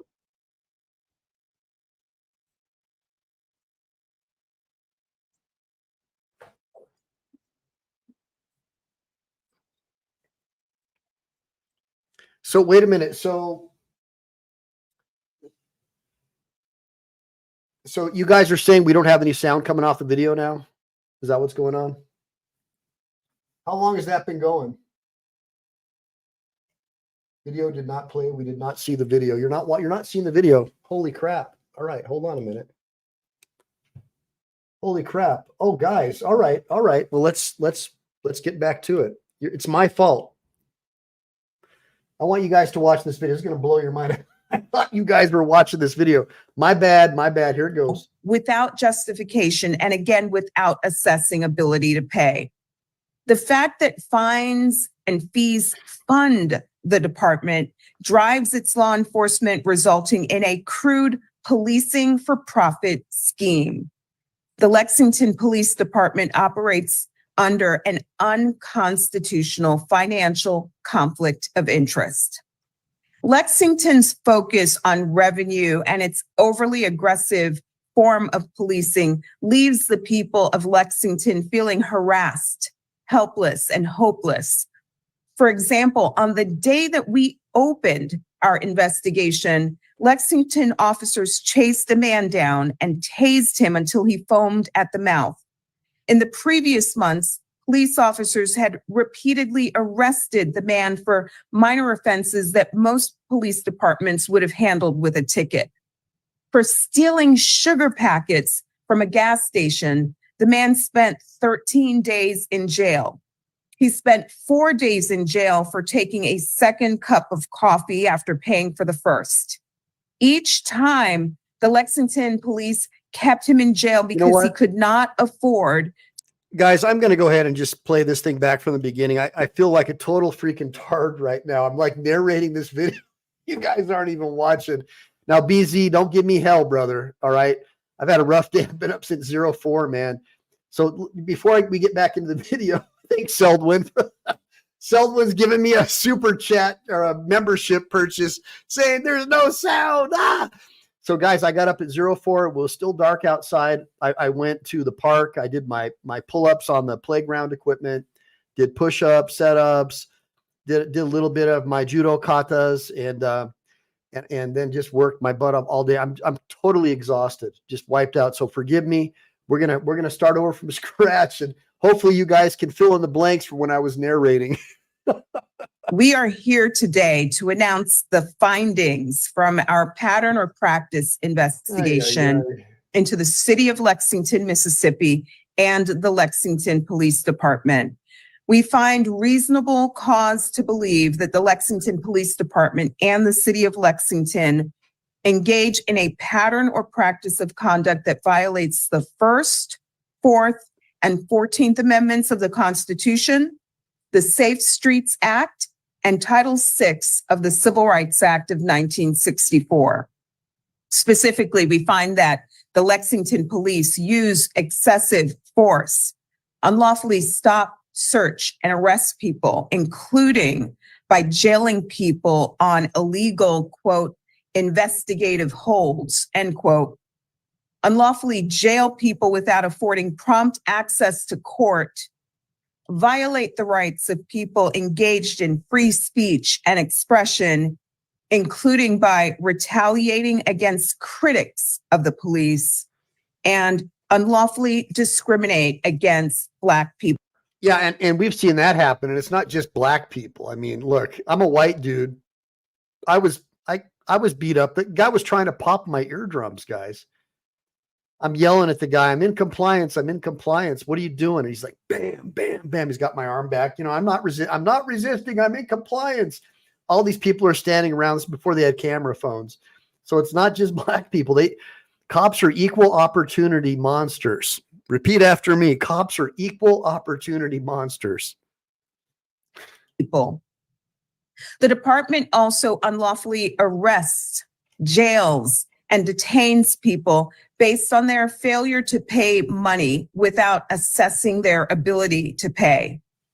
Unlawfully arrest people just because. Right. So, right. Eighth Amendment. I mean, so like I said, occasionally the DOJ, you'll get some good people like this. The problem that I have is the unequal enforcement of by the DOJ. Like right now, like I said, the Biden equity policies basically say that, well, like what's happening with the flood, the FEMA put out a press release that they're distributing disaster relief funds based on equity. In other words, diversity, equity, includes. So if you're a tranny, or if you're like a different skin color, that you're going to get more aid than someone who's white because white people are privileged, I guess. I don't get it.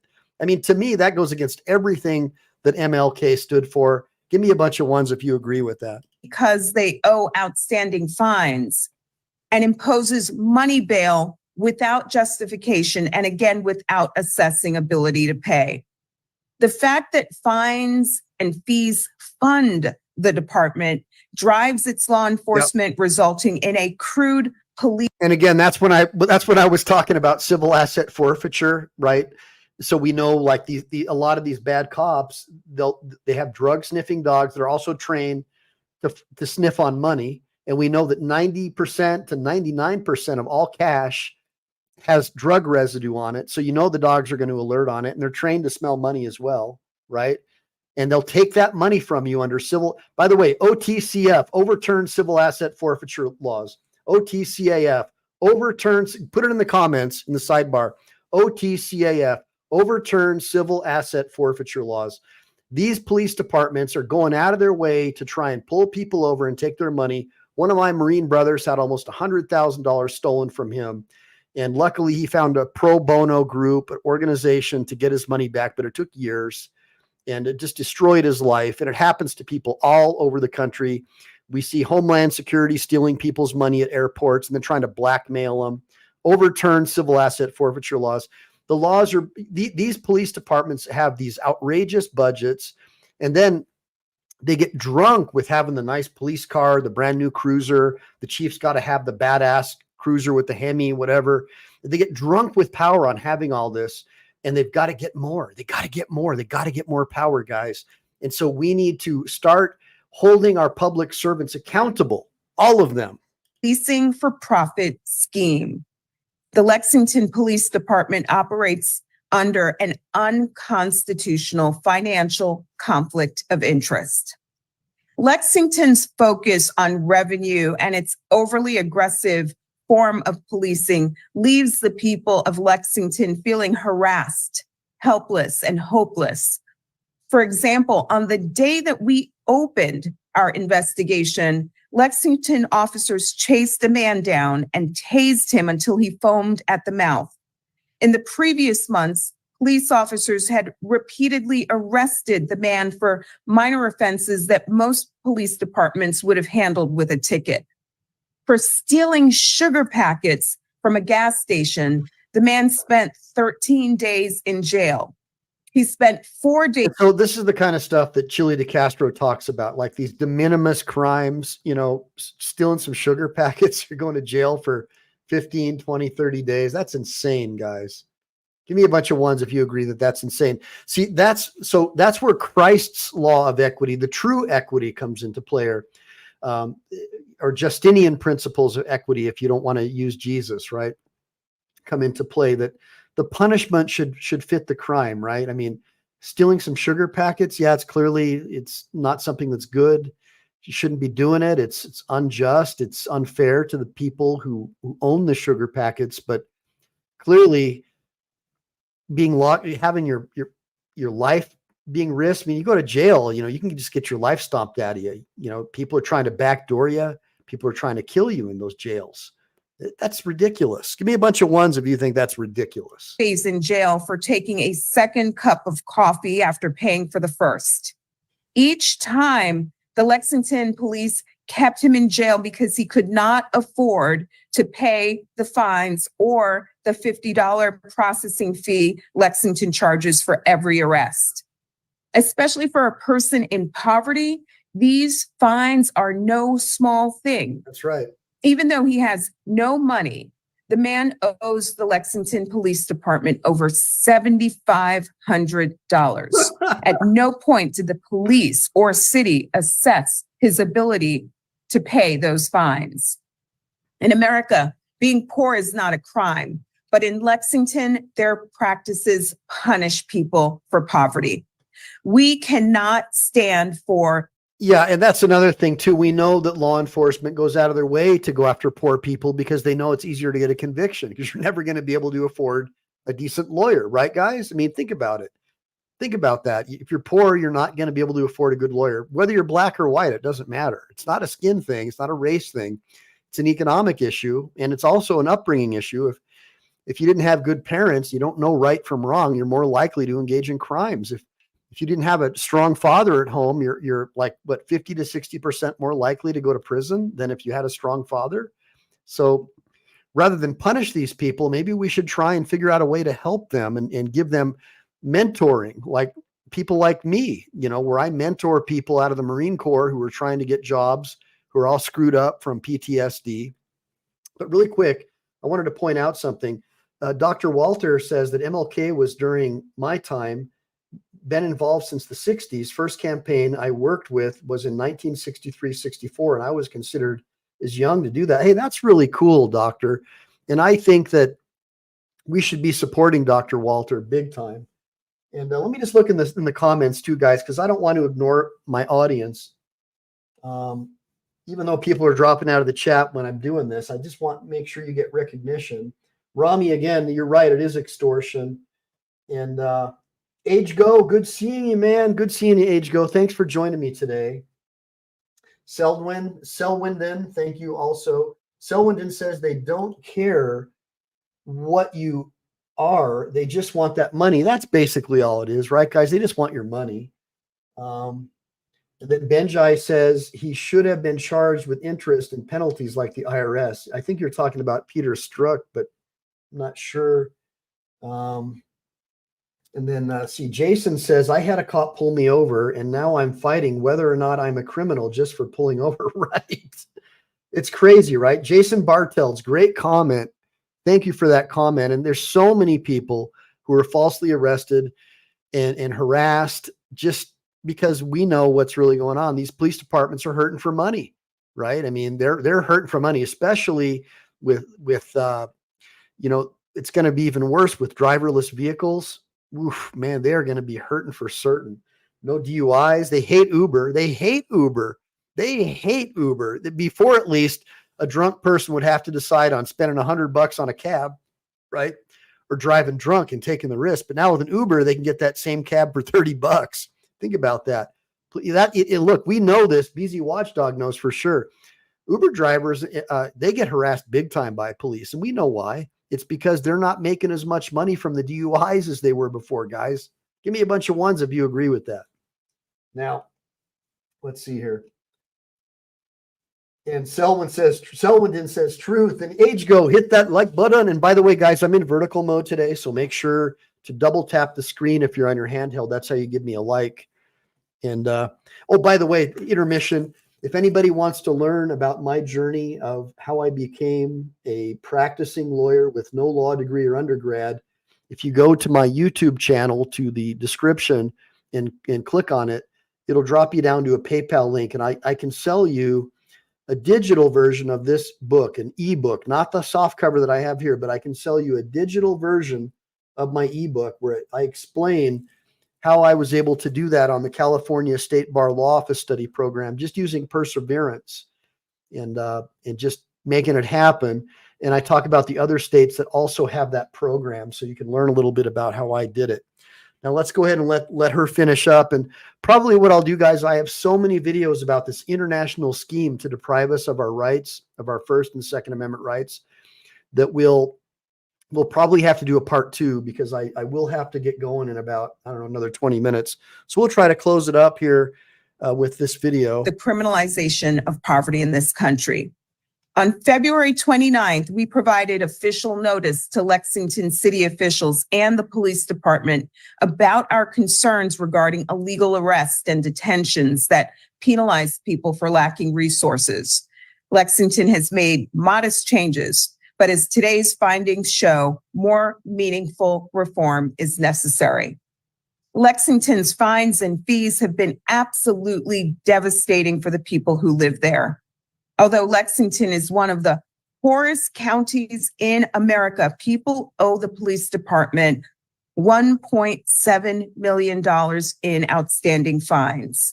The Lexington Municipal Court has issued bench warrants for over 650 people based on unpaid fines, equivalent to roughly half of Lexington's population. That's wild. Based on these warrants, police officers have unlawfully arrested and jailed people using the leverage of incarceration to extract more money from them. That's insane.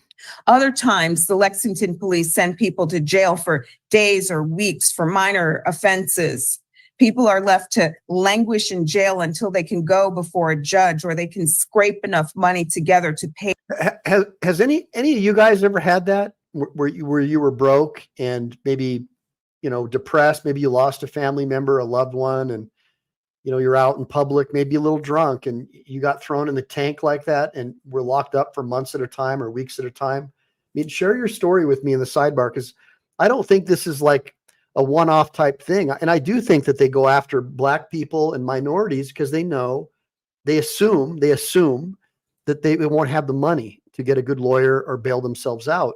And then the prison industrial complex gets government money and subsidies for keeping them locked up. That's what I think is going on. I think these private prisons are a racket and that they're getting money to keep these people in jail. And I believe that like we've seen it with these judges, right? There were a couple of judges that got busted a couple of years back for stealing children from their parents and locking them up and getting kickbacks from Child Protective Services and these child trafficking foster parents. Have you guys heard about this stuff? I mean, that's why I say you should never trust your government. You should always hold them accountable. Never trust them. They have too much power, way too much power. You need to be holding your government accountable. And the way you do that is with the First Amendment, guys. And when I see politicians, I don't care what party they're from, I'm going after them. I don't care if you're Camel Toe Harris or you're Orange Man Bad. I'm going after you if you're trying to do anything to restrict free speech. And I believe that everyone on Team MPE believes the same as I do. So let's go ahead and let her finish up because it's not that much longer. Pay their fines. This too violates people's civil rights. For example, the Lexington police arrested a Black man for allegedly taking $15 worth of gas. The police told him the fine was $300. He couldn't pay it. The police sent him to jail until the next scheduled court date 2 weeks later. Unjustly enforcing fines and fees creates a two-tiered system of justice that can. So typically you're supposed to get a speedy arraignment and a speedy trial, like 3 days, I think is the max if it's the weekend, but typically it's supposed to be like instantaneous. So I don't know what's going on, but I think that this prosecutor is on the money in this case. Perpetuate a cycle of poverty. It also fuels a financial conflict of interest for the police department. The police must enforce the law even-handedly, not based on generating revenue. Yeah. Lexington, though, focused its law enforcement on strategies that generated income, even at times linking police officers' paychecks to the number of arrests they made. Over the past 2 years, Lexington has made nearly one arrest for every 4 people in town, more than 10 times the per capita arrest rate for Mississippi. The Lexington police also illegally arrest people for using profanity, and they retaliate against people who simply film officers or criticize the police. There you go. The First Amendment protects swearing, yet the Lexington police broke down a man's back door and arrested him for swearing in a public space. The First Amendment also protects the right to. Yeah. Guess what else? Guess what else? When you go to jail, that's one back door. They're going to try to break down your other back door. They literally are going to put you in to a dungeon with a bunch of perverts, freaks, and weirdos. And a lot of those guys are going to try to break into your back door. You guys know what I'm talking about, right? Give me a bunch of ones if you know what I'm saying. When the police literally get happy, these prison guards get happy when these other prisoners who could have HIV or AIDS are trying to break into your back door because you pissed off a cop. Now you guys understand why I was so terrified for Chili when he got locked up, because I know that he is public enemy number one to the police department. And I knew that by me going to visit him at the jail, them knowing that he had a lawyer there was going to give him a little bit of clout and make them think twice about what they did. And I'm telling you right now, guys, I've done pro bono work for guys in state prison all over the country. And I'm telling you right now that those prison guards, when they see that a lawyer's showing up for you, they do back off. They back off. They back off because they know that there's potential lawsuit coming for them. And they know that somebody like me, when they look me up online, that I will go all the way. I will get a federal investigation going if necessary. I won't stop. I don't stop. I'm one of these guys. If you mess with my wife or kids, I won't sleep. I will never stop. I will keep going. If you're a landlord who messes with me and my family and I'm renting, you better believe that I'm coming for you. I'm coming for you with blazing saddles. Let's keep letting her talk, though. I really like this lady. Give me a bunch of ones for this prosecutor. I don't know her name, but I'm going to find out who she is. And here's what I'd like for Team MPE to do, to be honest. Once we find out who she is, I would like all of us to create a letter that we all sign and send to her, thanking her for her excellent work as a prosecutor. More often than not, public officials only get attacked and put down. When we find a good one who's doing good, we need to support them and let them know that we're behind them. It's just like getting a promotion at work with no pay. You get that trophy, that recognition. It goes a long way to the spiritual and psychological well-being of people. Film or criticize officers. But when a man filmed officers approaching his suicidal brother with their guns raised, a police officer batted the man's phone out of his hand, pushed him to the ground, and arrested him. While making arrests, the Lexington police frequently use excessive force. We found instances in which officers used a taser like a cattle prod to punish people or to make them comply more quickly with officers' orders. And again, they're just doing what they see the politicians doing, guys. We see politicians of both parties running roughshod over our rights. These are their private security force, basically just copying what the politicians are doing. That's all they're doing, guys. For example, officers used a taser to shock a black man 18 times until he was covered in his own vomit and unable to speak or talk. Did you guys hear that? 18 times, regardless of skin color, right? I mean, I don't care if it's a Martian. 18 times. Has any of you guys ever... I've been hit with a taser a couple of times. When I was in the Marine Corps, we did some training like that and gassed and all that. I mean, do you guys know what it's like to be if you ever like put your finger in a light socket, that's what it feels like. I mean, it's just, dude, I'm blown away. Like these cops, they're monsters. They're worse than Nazis. People like this should be locked up. People like this should be locked up for life. I mean, throw away the key. Instead, they transfer them to another department. That's what happens. They'll put them in some little podunk town and they'll start all over doing the same thing again. Why? Because when you reward people for being assholes, it empowers them. Officers punch, hit, or kick people who are unarmed and handcuffed. One officer kicked a black man in the groin so hard that he wet himself. Another used his gun to repeatedly hit a black man already in handcuffs. Another officer knocked an elderly black man unconscious. Nor are children spared from attack. An officer grabbed a black child by the neck and shoved him into a patrol car, banging the child's head against the door frame. Black people bear the brunt of the Lexington Police Department's illegal conduct.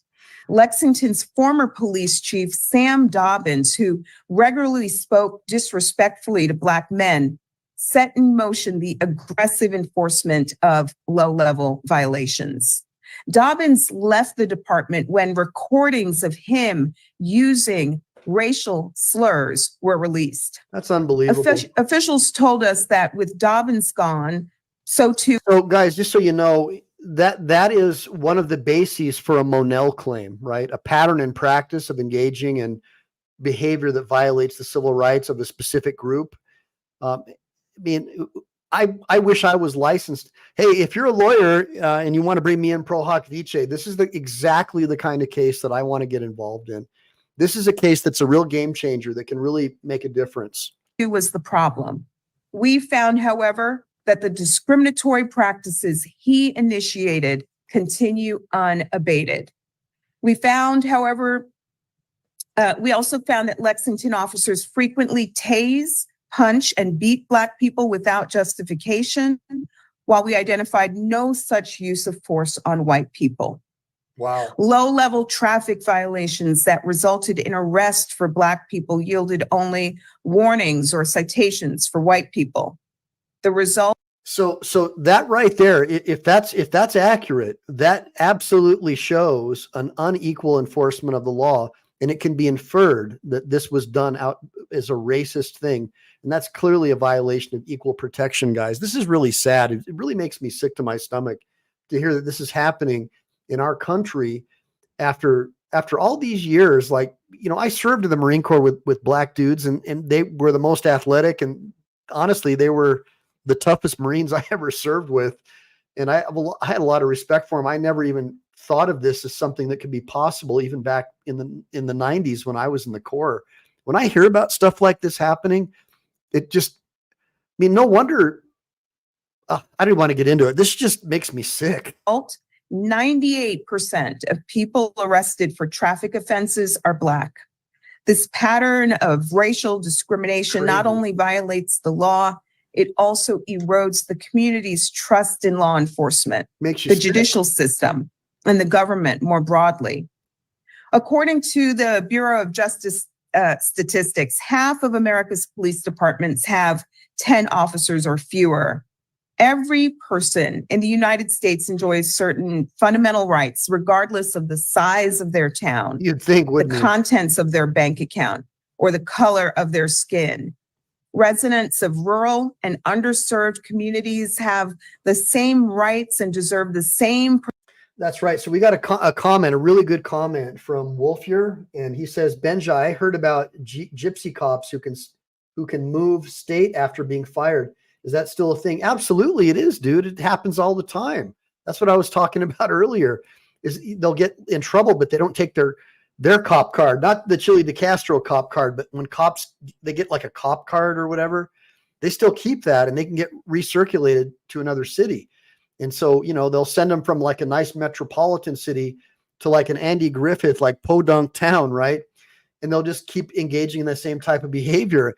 And you'll find that these officers that are constantly getting moved around, they just keep doing the same thing over and over and over again. It actually empowers them to violate people's rights. Protections as people who live in major cities.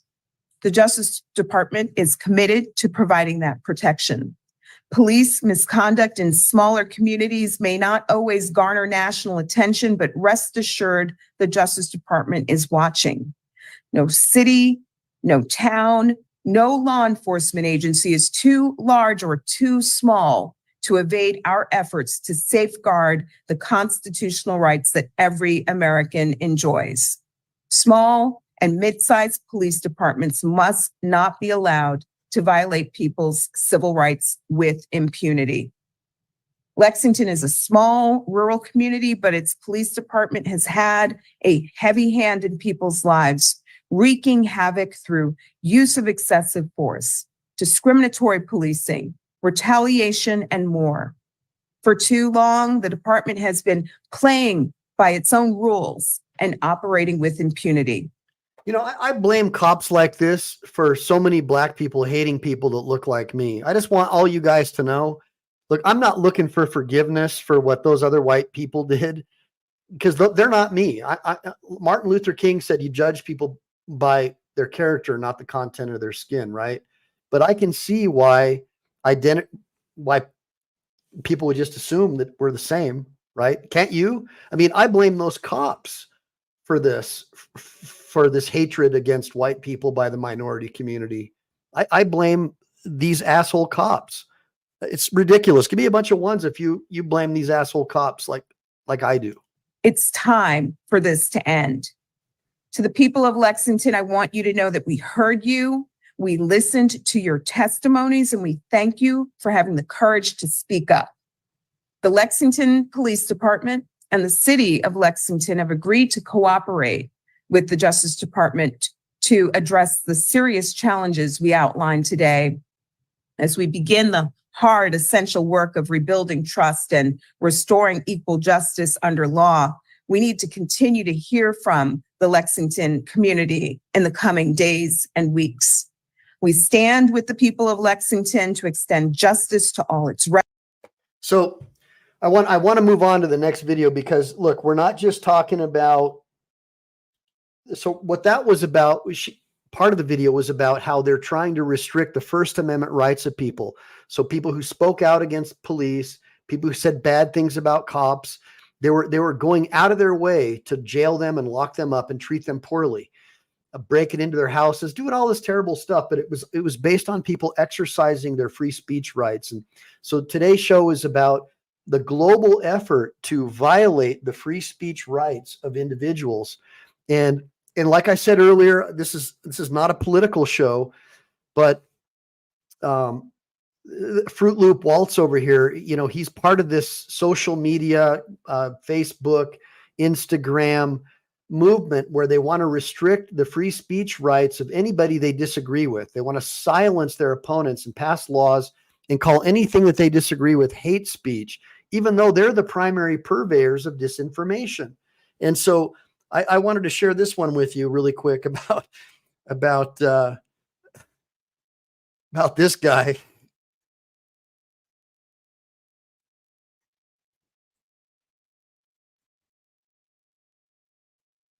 Dig up an old clip of Waltz making an alarming and false claim. He said, quote, "There's no guarantee to free speech on misinformation and hate speech, especially around our democracy." That's the quote. Waltz is wrong, of course. The First Amendment, which vigorously protects Americans' free speech rights, does not distinguish between good information and misinformation. That's right. Moreover, so-called hate speech, an arbitrary category, is different. And we know a lot of what these political guys are doing, especially Facebook. It's truth. Like a lot of the stuff they were talking about these things and about ivermectin, it was all true. And they were trying to say that it was misinformation. And now we know that they were lying to us, right? We know they were lying to us in feeding us misinformation. What about those guys? But it's okay for them to do it. But if you talk about it or speak out against it, if the government declares it to be misinformation, they'll take away your rights. And that's what Waltz is basically talking about. And of course, we know that Waltz is a big fan of communist China. He's traveled there at least 40 times. I mean, I can't even believe that they would let this guy be a vice presidential candidate. I mean, the stuff, it's just absurd to me. As different people find different sorts of speech to be hateful. It's quite obviously protected speech, protected from government interference. Now, that clip of Waltz, the sentence I read, is from a clip that is only 8 seconds long, and I'm always wary of taking people out of context. So I went looking for the rest of the clip, was able to find it online and track it down, and so we're going to play that now. Here it is.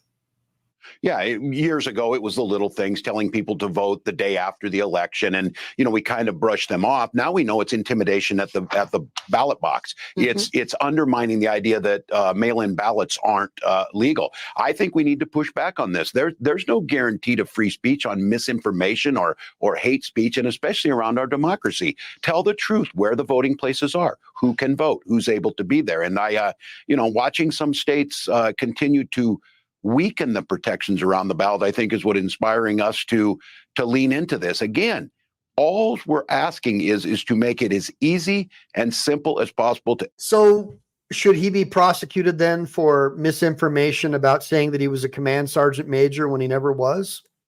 I mean, right? It's up to we, the people, to decide if we want to believe something or not.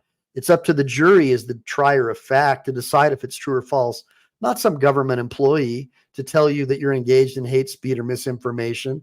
That's a total violation of the First Amendment. How did somebody like this guy even get into any kind of leadership position? I'll never understand. Exercise their right to vote and participate in our democracy. And I'm in 100% agreement with you. That makes. And by the way, America is a constitutional republic. We are not a democracy. All of our founding fathers spoke against democracy, saying that it was destructive. All of them. There was no founding father that ever supported democracy. We are a constitutional republic. Anyways, let's let this this creature have his say. So that more people are there, you get more opinions brought in, and I think it tempers that extremes that we get. That was Walsh's response to a question from MSNBC about trying to trick people into voting or voting incorrectly. Now, I'm going to read it again just so there's no misunderstanding. I transcribed what he said, and he said, years ago, it was the little things telling people to vote the day after the election, and we kind of brushed them off. Nowadays, we know it's intimidation at the ballot box. It's undermining the idea that mail-in ballots aren't legal. I think we need to push back on this. There's no guarantee. Well, clearly they're not secure. I mean, the letter carriers union, which is like 99% Democrat, the ones who carry the mail-in ballots are Democrat. And we know that the Republicans want to abolish the post office because it wastes billions of dollars and is always in the red every single year. And it has to live off of loans from the U.S. taxpayers. So wouldn't they have maybe, all it would take is one or two corrupt post office workers to rig the system. And, you know, that would undermine the confidence in the elections. And so for this guy to come out and, you know, who has an interest in making sure that a pro-Democrat letter carriers union can carry your ballots, to say it's misinformation or disinformation to criticize the post office for delivering ballots. I mean, it's crazy. It's just nuts. It totally goes against the fundamental principles of a Republican form of government. To free speech on misinformation and hate speech, especially around our democracy. Tell the truth where the voting places are, who can vote, who's able to be there. Watching some states continue to weaken this protection around the ballot are, I think, what's inspiring us to lean into this again. What we're all asking is to make it easy and simple to exercise our right to vote and participate in our democracy, end quote. Okay, suffice it to say, the surrounding context does not greatly improve the accuracy of Walsh's remark.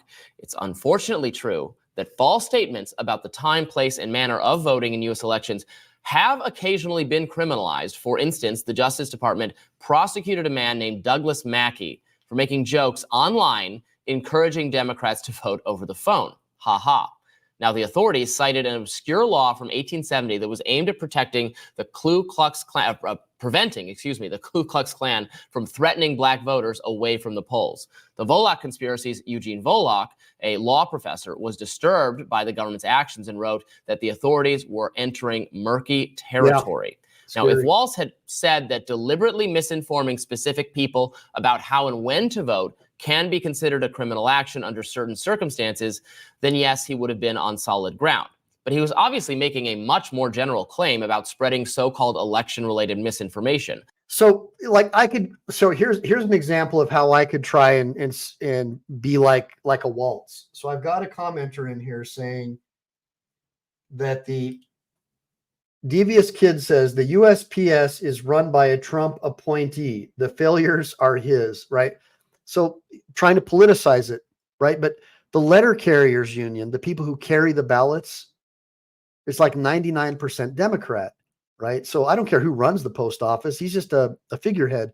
The people who are delivering the ballots, and I've done videos on this before, there have been massive arrests of postal workers rifling through mail, stealing things. There's actually posters at the post office that say, don't put money in the mail because your mail's not secure. Don't put cash in the mail because it's not secure. So trying to blame that on Donald Trump is ridiculous. The bottom line is, guys, the fact that their letter carriers union just endorsed Kamala Harris just took at least half of the voting population and invalidated their belief in our system. Why don't we just have people go to the poll station, fill out a paper ballot, show an ID so they can prove they're a citizen, and vote? Why is it that you're required to show an ID to get into the Democrat National Convention, but you're not required to vote? Why is it that the departments of motor vehicles are universally giving Haitian immigrants licenses and registering them to vote? How does that foster anyone's confidence, especially if you're the Republican or the Libertarian who doesn't vote for Marxist Democrats? How does that make them believe in the system? Shouldn't we want everybody to believe that they have equal justice under the law and believe it? But why is it that they're attacked and criticized and told they're engaged in misinformation if they don't trust something that common sense tells you isn't something that could be trusted? I mean, put it in the comments if you guys can explain this to me, because again, I'm not a partisan here. I just don't understand how it's okay to have one party get all this power and believe so strongly in the system, and then disallow the other party to have any faith or confidence in the elections. To me, that's unfair. Lumping in hate speech only weakens the claim even further. The Supreme Court has held labeling speech as hateful does not render it unsayable. Indeed, the First Amendment is specifically designed to protect speech in the event that government authorities attempt to suppress it on such grounds as it being deemed hateful. As Justice Samuel Alito wrote in his opinion on behalf of a unanimous court in the case of Mattel versus Tom, speech that demeans on the basis of race, ethnicity, gender, religion, age, disability, or any other similar ground is hateful. But the proudest boast of our free speech jurisprudence is that we protect the freedom to express the thought that we hate. Now, Walz is hardly the first political figure to make this mistake. High-level government and media actors who ought to know better frequently suggest that bad, wrong, and hateful speech is illegal. Here was Democratic Senator Ben Cardin at a congressional hearing 2 years ago. If you espouse hate, if you espouse violence, you're not protected under the First Amendment. So I think we can be more aggressive in the way that we handle that type of use of the internet. We know that. And who gets to decide what hate is? The other political party? I mean, guys, don't always assume your party is going to be in power. If you start pushing this nonsense, when the other side gets power, they're going to do the same thing to you. That's why we have to have unlimited, like maximum free speech as possible. This whole hate speech thing is a back door to strip you of your rights and privileges, guys. That's all it is. Give me a bunch of ones if you understand that these hate speech laws are designed to strip you of your freedom. Europe has done things. I think we have to learn from each other. Whew. Once again, that line about hate speech is dead wrong.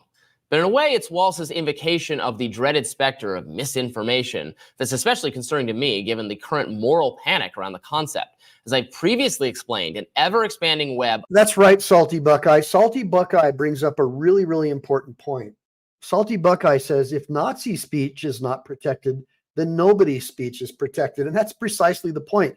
See, the problem with the progressives and the leftist Marxists who are in power right now is they believe that the government should be able to decide what's safe and what's not safe, what your safe space should be, what you can say, what you can't say, so they can protect somebody. But guess what, guys? We're all grown-ups. Look, if I see some Nazi out there talking all their Nazi crap, I'm not going to want to have anything to do with them, right?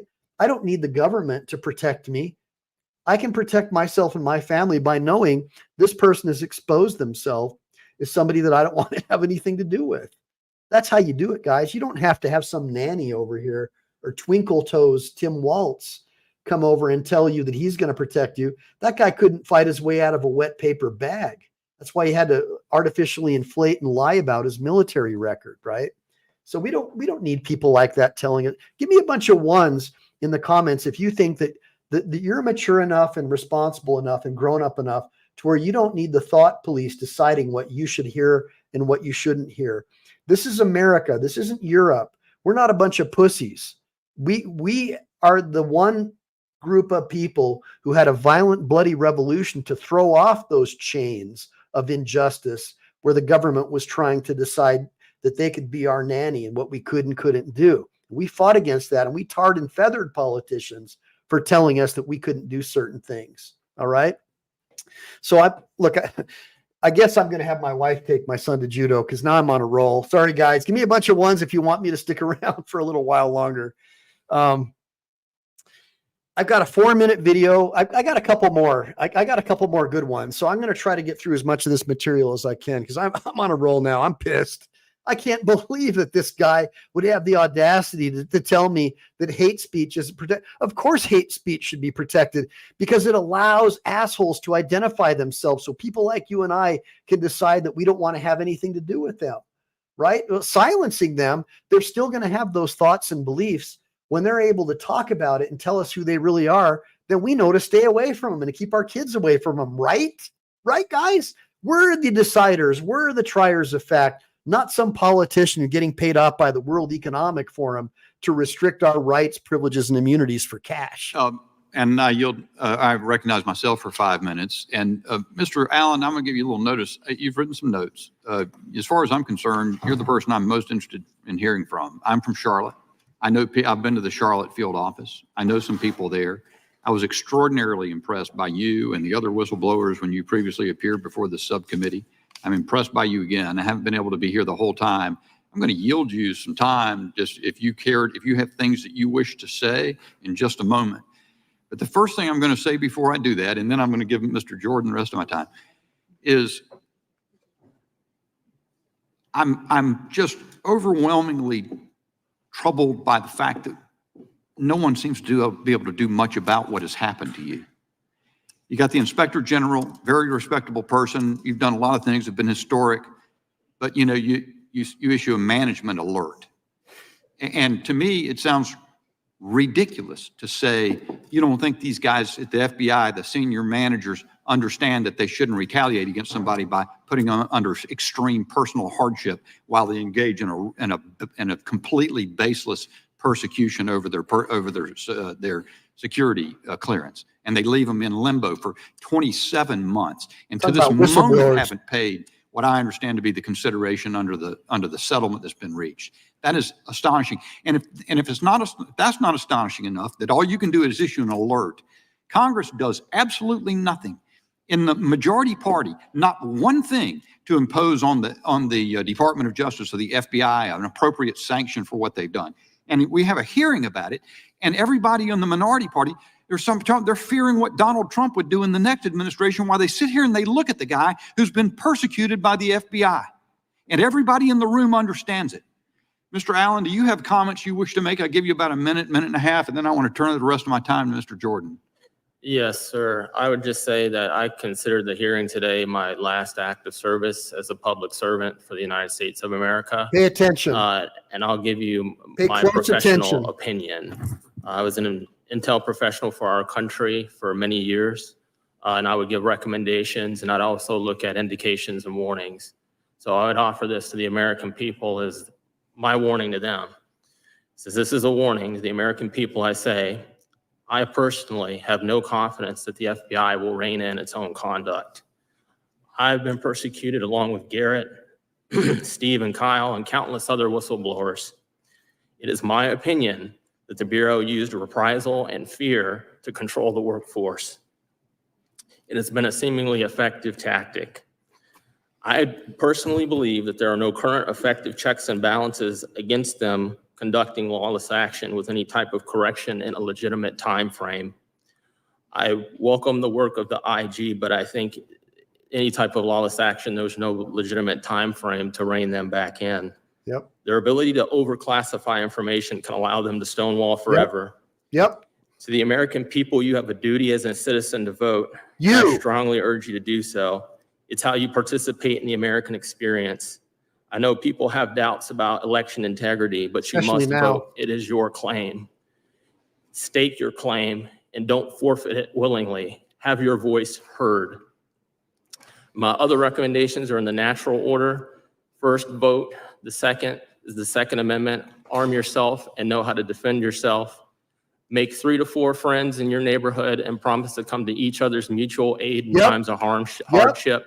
And during the Great Depression, people stocked up a pantry. Amen, brother. So I think that's a good practice, especially in our economic times, and make sure you have 3 to 4 months of food.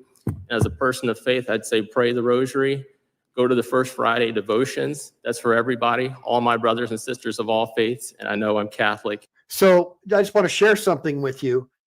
The FBI does not want people like him. They want the rainbow flag guy, the guy who burns the American flags. They're trying to replace guys like this with those guys who think that it's hate speech to say anything bad about them, or who get upset if you misgender them. They're trying to get rid of this guy. And what they'll do is he'll be a whistleblower, and they'll keep his security clearance in limbo forever while he's not able to get paid. He's not able to give any statements to the press. And they'll do this for years at a time. And this is a whistleblower, guys. These are the kind of guys that I represent. And I'm just devastated. You can see the guy's tore up tore up because he wanted to serve his country and do the right thing. But because the FBI has been so politicized, starting with Barry Soetoro, that you cannot be a normal American who supports the Bill of Rights and the Constitution based upon the whistleblowers that I've interviewed. They're targeted. They're targeted for extinction. Especially the Biden administration does not want guys like this at the FBI. And read the gospel of our Lord and Savior, Jesus Christ, and live it every day.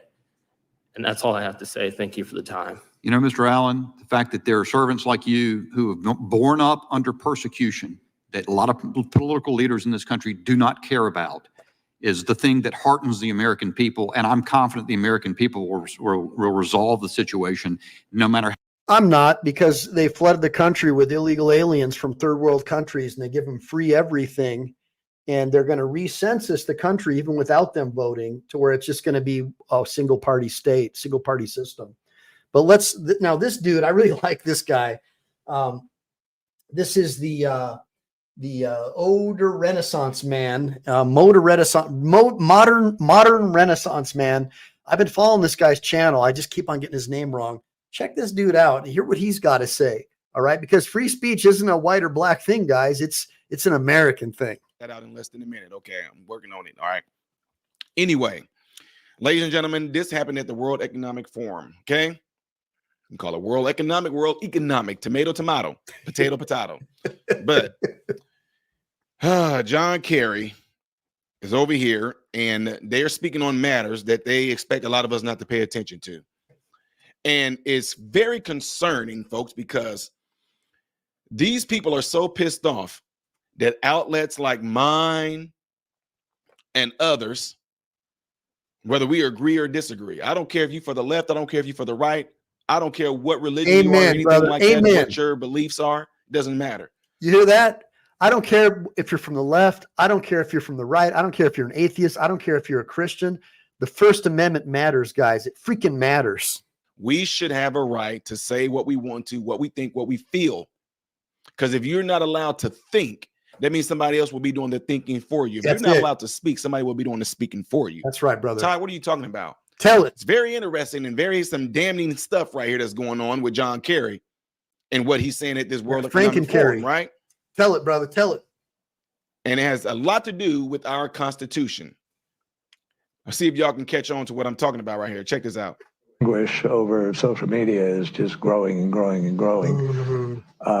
And it's part of our problem, particularly in democracies, in terms of building consensus around any issue.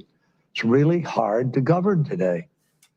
You can't, there's the referees we used to have to determine what's a fact and what isn't a fact, have kind of, been eviscerated to a certain degree. Y'all catch that? Y'all want me to play the whole video before I go through it? I'll do that. Yeah. And people go and then people self-select where they go for their news or for their information. And then you just get into a vicious cycle. So it's really, really hard, much harder to build consensus today than at any time in the 45, 50 years I've been involved in this. And there's a lot of discussion now about how you curb those entities in order to guarantee that you're going to have, some accountability on facts, et cetera. But look, if people go to only one source and the source they go to is sick, and you mean like Communist News Network or PMSNBC or ABC, because they're all the same. They're all paid for by BlackRock. They're all paid for by the Soros funding. They're all the same. They all say the same exact thing. The journalists are all radical Marxist leftists. You mean those guys, Kerry? Look, these guys are furious that Elon Musk took over X. And now we know from the X files, from all the FBI, the Twitter files, right, that the FBI and the CIA, with the help of the Biden administration, we're creating a false narrative, starting with the Hunter Biden laptop. And these people have the audacity to tell us that they should be able to decide what misinformation is when they lied to us about this. They lied to us about ivermectin. It's a life-saving drug that's been approved for use in humans since the 80s, that's known to cure certain types of cancer, that they lied to us about that they should be able to decide what the truth is. No, they're just pissed off because now they can't brainwash people as easily.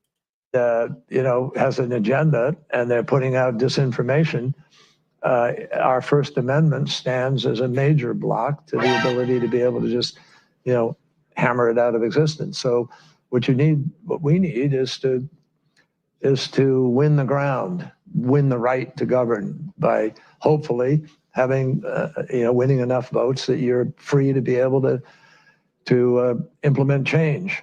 Now, obviously, there are some people in our country who are prepared to implement change in other ways. And So that's you're really questioning dangerous. really if democracy can survive unregulated social media. I think democracies are very challenged right now and have not proven they can move fast enough or big enough to deal with the challenges that we are facing. What convinced you of your theory? Well, what started to happen is they just started to say it publicly in front of cameras. Our First Amendment stands as a major block to the ability to be able to just, hammer it out of existence. So now, unfortunately, it's primarily the Democrats who are trying to get rid of the First Amendment, but don't kid yourself. Republicans are just as power hungry, and eventually they're going to want to do the same thing once they realize that people are stupid enough to go along with it. It's going to be a restricting of your freedom and an empowering of the political class. Couldn't figure it out. Why they do this? Give me a second. I'm gonna let this play out. So did you not catch that? I was trying. Did you not catch that, ladies and gentlemen?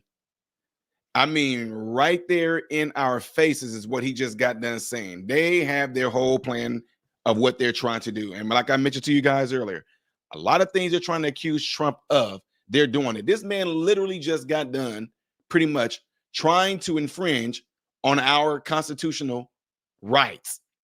The First Amendment, y'all didn't catch that in there? He said it himself. Now, I'm going to go through this video slowly. So if you don't like pausing, I played the video out in its entirety first time, so you can go down and comment if you want to formulate your own ideas. But now you can already hear what I have to say. So if you don't like pausing, toodles. All right, let's get into it. The media is just growing and growing and that's it. WEF. Dislike of enemy and anguish over social media is just growing and growing and growing. And a lot of the dislike and anguish over social media is growing because a lot of people like myself, we do not like being censored for who knows whoever these people are that works for YouTube, Instagram, Meta, Facebook, TikTok. Commies. We're not talking about the owners. We're talking about the people behind them. We're not talking about the CEOs. We're talking about the ones that's operating as these agents behind them. They get to determine what is and is not. Yeah.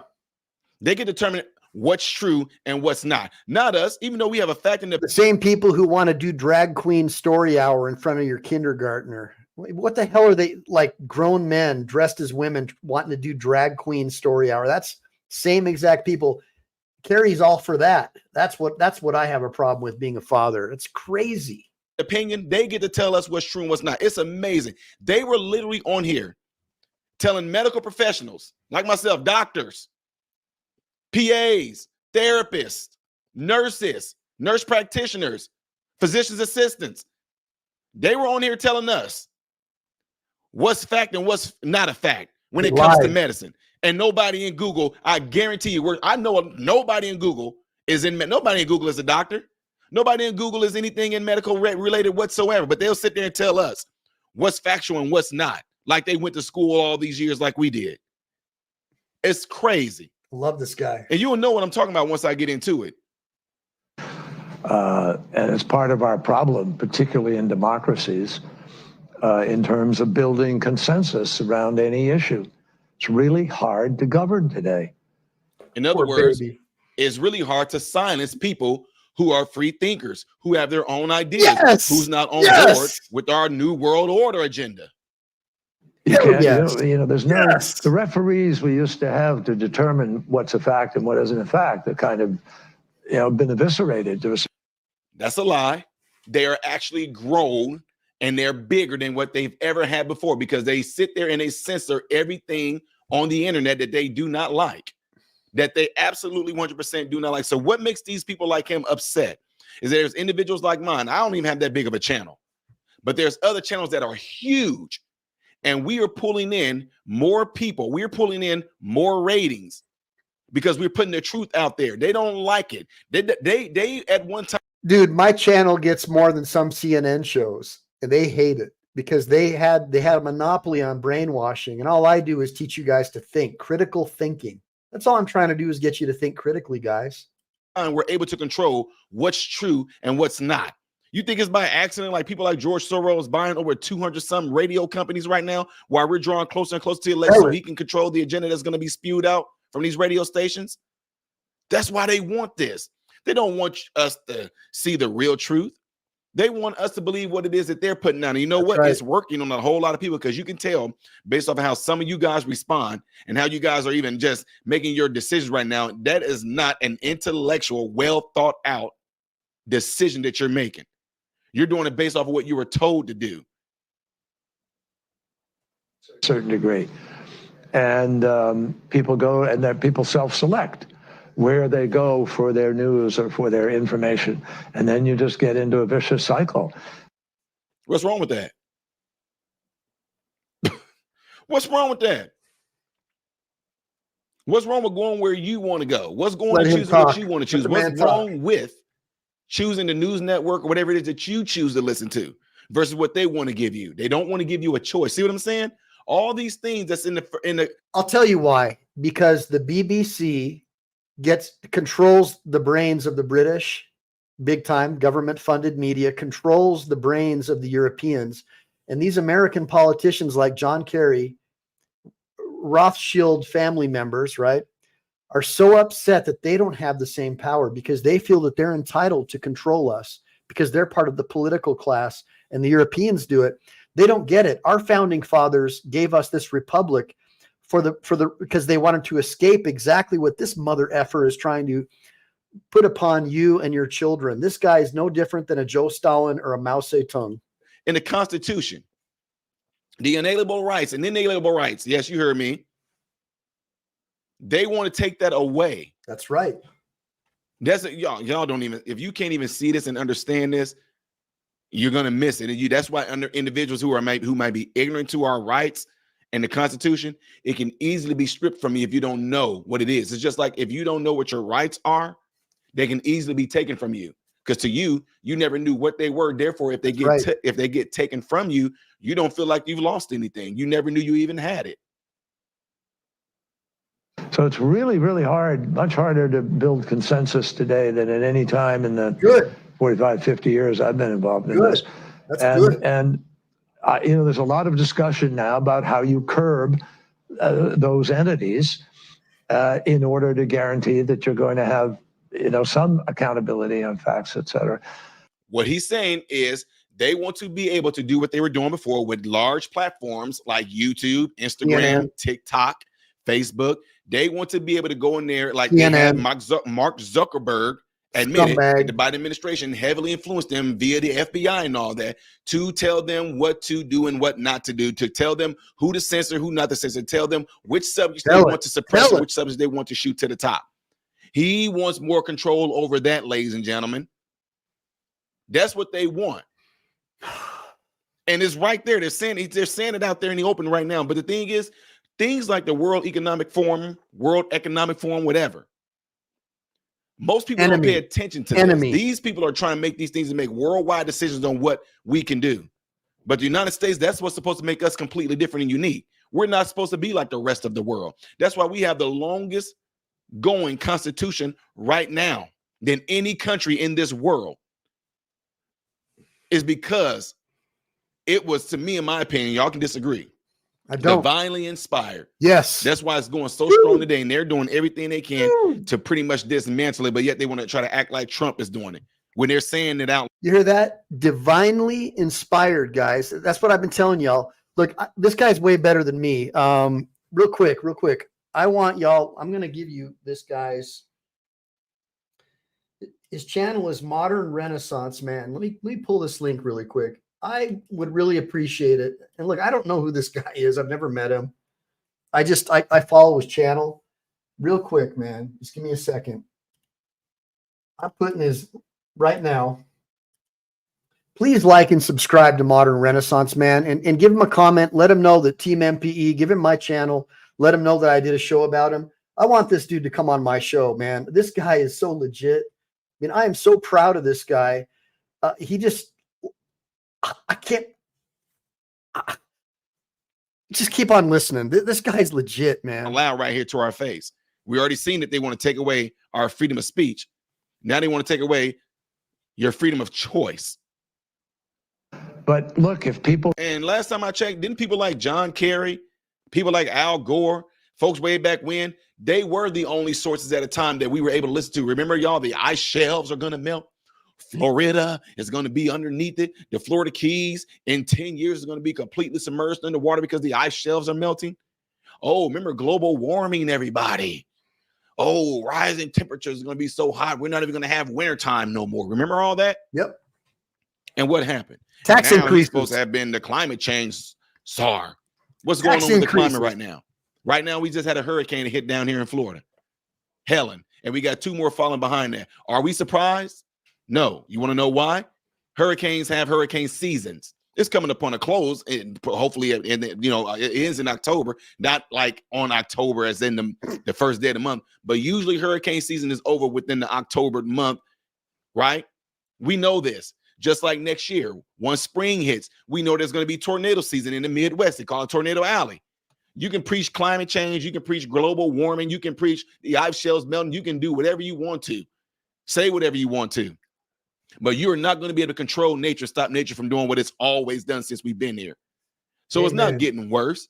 Oh, the destruction is getting worse. No, it's not. People are just building homes and things in these places where destruction happens at a lot, and therefore it gets destroyed.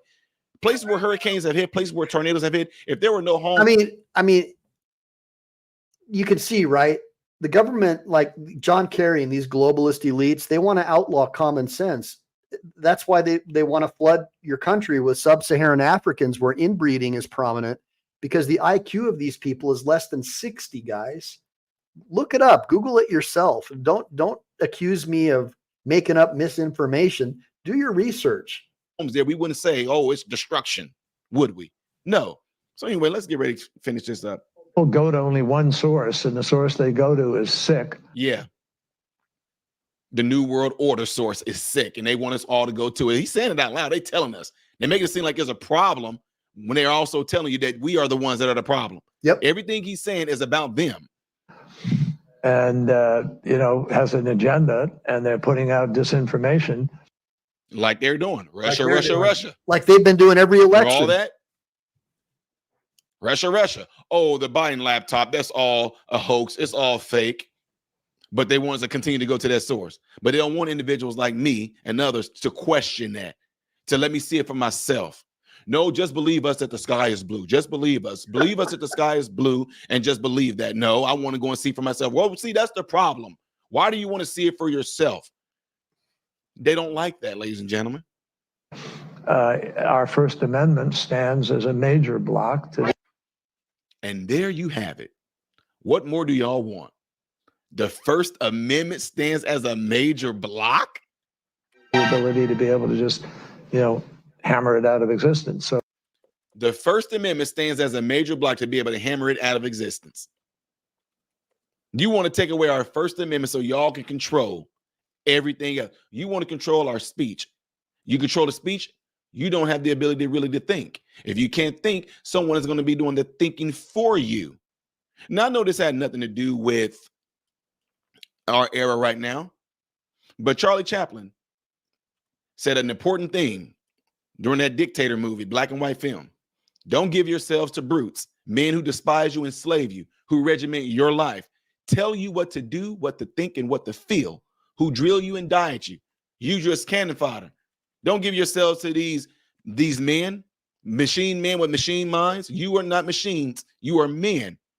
See, it's crazy that you would not think that words like that would resonate in times like this. But that's exactly what they're wanting right there. Really, you really just said that? You really said that the First Amendment is a block?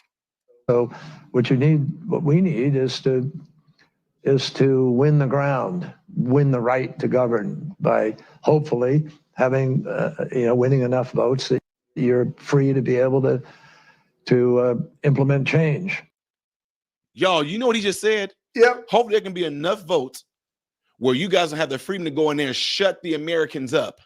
That's all he said. Hope there's enough votes where we would go in there. We would have the freedom to not let them have any opinions on these plans. That's why they want illegal aliens voting, guys, because they're all they want is their free phone, their free health care, their free hotel, their government subsidized car, their government subsidized insurance. And they're going to vote for idiots like this Kerry guy who wants to destroy our national sovereignty. He's saying it right there on TV in front of the whole world. If you have common sense, you're smart enough to be able to hear what he's saying. Platforms. They do not like the truth getting out, ladies and gentlemen. That's what they're scared. They're scared of channels like mine, who show you guys the truth, who push the truth out there. Dan Smith, illegals are voting, and they have been voting, and they're being registered at the Department of Motor Vehicles in almost every blue state to vote. It's happening in real time. And the Department of Justice is suing Arizona right now for removing illegals from the voter rolls. What the hell are you talking about? Moderators, do your job and deal with people like this. I mean, if you're not going to, I don't care about misinformation, disinformation out in the other world, but in my world where we have the facts and the evidence, and you've seen the lawsuits the DOJ has filed, we don't need morons like you coming in here and interrupting us. Well, we're trying to engage in real time, real thinking. Ridiculous. They're voting, guys, and they're also changing the census to where they're redistricting using illegals to redistrict states so the blues get more representation. That's the only reason they're bringing them here at your expense. Criminals emptying out prisons, that's only going to help the prison industrial complex up here. They got to put them somewhere. Now all these industrial prison complexes are going to make millions of dollars off these illegals, and we're paying for it. Who expose them for being the big liars and the demonic influence entities that they are. They don't like that. Yeah. You heard what he just said. You hear it again? By hopefully having, winning enough votes. What we need is to. And by the way, I'm not the government, so I don't have to participate in First Amendment protected activity on my channel. So go ahead and get rid of, in fact, you know what? Bye-bye, Dan Smith. Go find some other leftist idiot who's going to buy into your BS. Is to win the ground, which you need the ability to. Our First Amendment stands as a major block to the ability to be able to just, hammer it out of existence. So, yeah, told you y'all. See, that's what I'm saying. And then everything they try to say, again, I know I'm repeating, everything they try to say that Trump is going to do is literally what they are trying to do right now at this moment. I want to hear you guys' thoughts on this. Make sure you do that right there. And also, if you want to see the next video that I will do, most likely in chronological order, it's going to be up there. Videos that I do on this channel that shows a variety and what this channel is made of. Love this dude. Super awesome.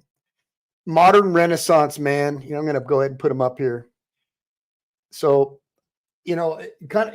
sorry guys, I'm sorry about this so-called racist modern Renaissance man speaking up against the radical Marxists who are trying to destroy our country. He clearly looks like he must be a white supremacist, right? I mean, it's just crazy. And some of the comments that I'm seeing from these people, they're terrified because they know that there's still a few people left in this country with common sense who are willing to fight back. Now, I have one more cool video that I want to show you. And so you'll find a common thread with these World Economic Forum young world leaders, all right? And it's that they want to be your sole source of information. So let's hear it from another World Economic Forum goon, and let's see what she's got to say. Censorship. New Zealanders must prepare, but do not panic. Prepare. And when you see those messages, remember that unless you hear it from us, it is not the truth. And I really ask people, just visit covid19.govt.nz. It has all of the up-to-date information, and we will continue to provide everything you need to know. Here, guys. So this is the John Kerry, Camel Toe Harris, Waltz. This is them. This is the World Economic Forum policy position. Warning, censorship. New Zealanders must prepare, but do not panic. Prepare.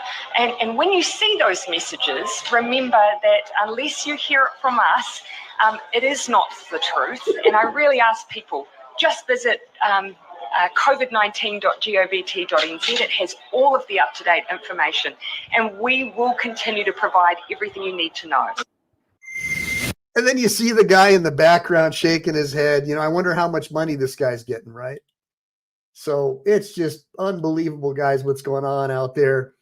So in closing, I'll do my closing prayer. Oh my God, guys. In closing, dear Lord, please protect the First Amendment, which says, Congress shall make no law respecting an establishment of religion or prohibiting the free exercise thereof, or abridging the freedom of speech, or the press, or the right of the people to peaceably assemble and to petition the government for redress of grievances. Amen. Well, guys, I really hope that you enjoyed the show tonight. And again, sometimes I go a little bit off the beaten path. It's not always about cops. I like to expose their bosses, because ultimately the totalitarians at the top are responsible for the totalitarians at the bottom. Being a recovering Democrat and now a libertarian, I feel that it's my duty to point out the hypocrisy and the lies and the deceit of these bought and paid for politicians who are trying to turn us back into Europe and steal away our rights, privileges, and immunities as American citizens. I believe that being an American is an amazing thing. And it's a blessing to be an American and to live in this once very free country. And I see outside forces like George Soros and Klaus Schwab of the World Economic Forum paying off people who are willing to sell out their fellow countrymen for a buck. And we see those people getting rich as we get poor. We saw that with the last lockdown. If you went along with the government and all their friends, you got rich. You made a lot of money. If you didn't, you got poor. And so we need to stand up for our neighbors and form parallel systems and take care of each other. And now let me just get into the sidebar. Hey, thanks, Wolfier. Wolfier says, thank you, bro. I'm glad I stumbled across you. Yeah, I'm glad you're here, man. And spread the word about what's going on out there, dude. I mean, it's okay to love your country and not love your government. It's the highest calling, actually, to hold your government accountable and not just allow them to be a sole and single source of information. That's ridiculous. Give me a bunch of ones if you're ashamed of politicians like that who think that they're going to be your nanny and tell you what you can think with a straight face. I mean, give me a break. And Rami, thanks again for coming by. And I'll reach out to you, Rami, about trying to figure out a way to do the horizontal vertical so we can start making these 2-hour sessions that I do into regular videos for people that are properly edited. And let me see here. Age Go, again, thank you, Age Go, for always showing up and supporting the channel. And Kurt Bronson, yes, man, I love it that you're always supporting the Team MPE guys. And make sure, guys, to also support Brick Jonesy, his channel. He's an up-and-comer, so like and subscribe to Brick Jonesy. If anybody's got his link, drop it in the sidebar now so people can subscribe to his channel. And the same goes with BZ Watchdog. Make sure to like and subscribe to BZ Watchdog's channel. And of course, without question, you guys need to be subscribing to Chili. Hold on, let me see if I can find. I'm just trying to. I want to get my cool picture up that I took with him and Dick Heller. Hopefully it's still up on the freaking screen, man. It was a good one. Well, I guess it's gone. Man, that sucks. Well, anyways, just make sure to support people who support you and who support my channel. And I just had this super cool picture of me, Chili DeCastro, and Dick Heller that was up on. I think I know. Give me 1 second, guys. I'm going to try to find it really quick. Let me.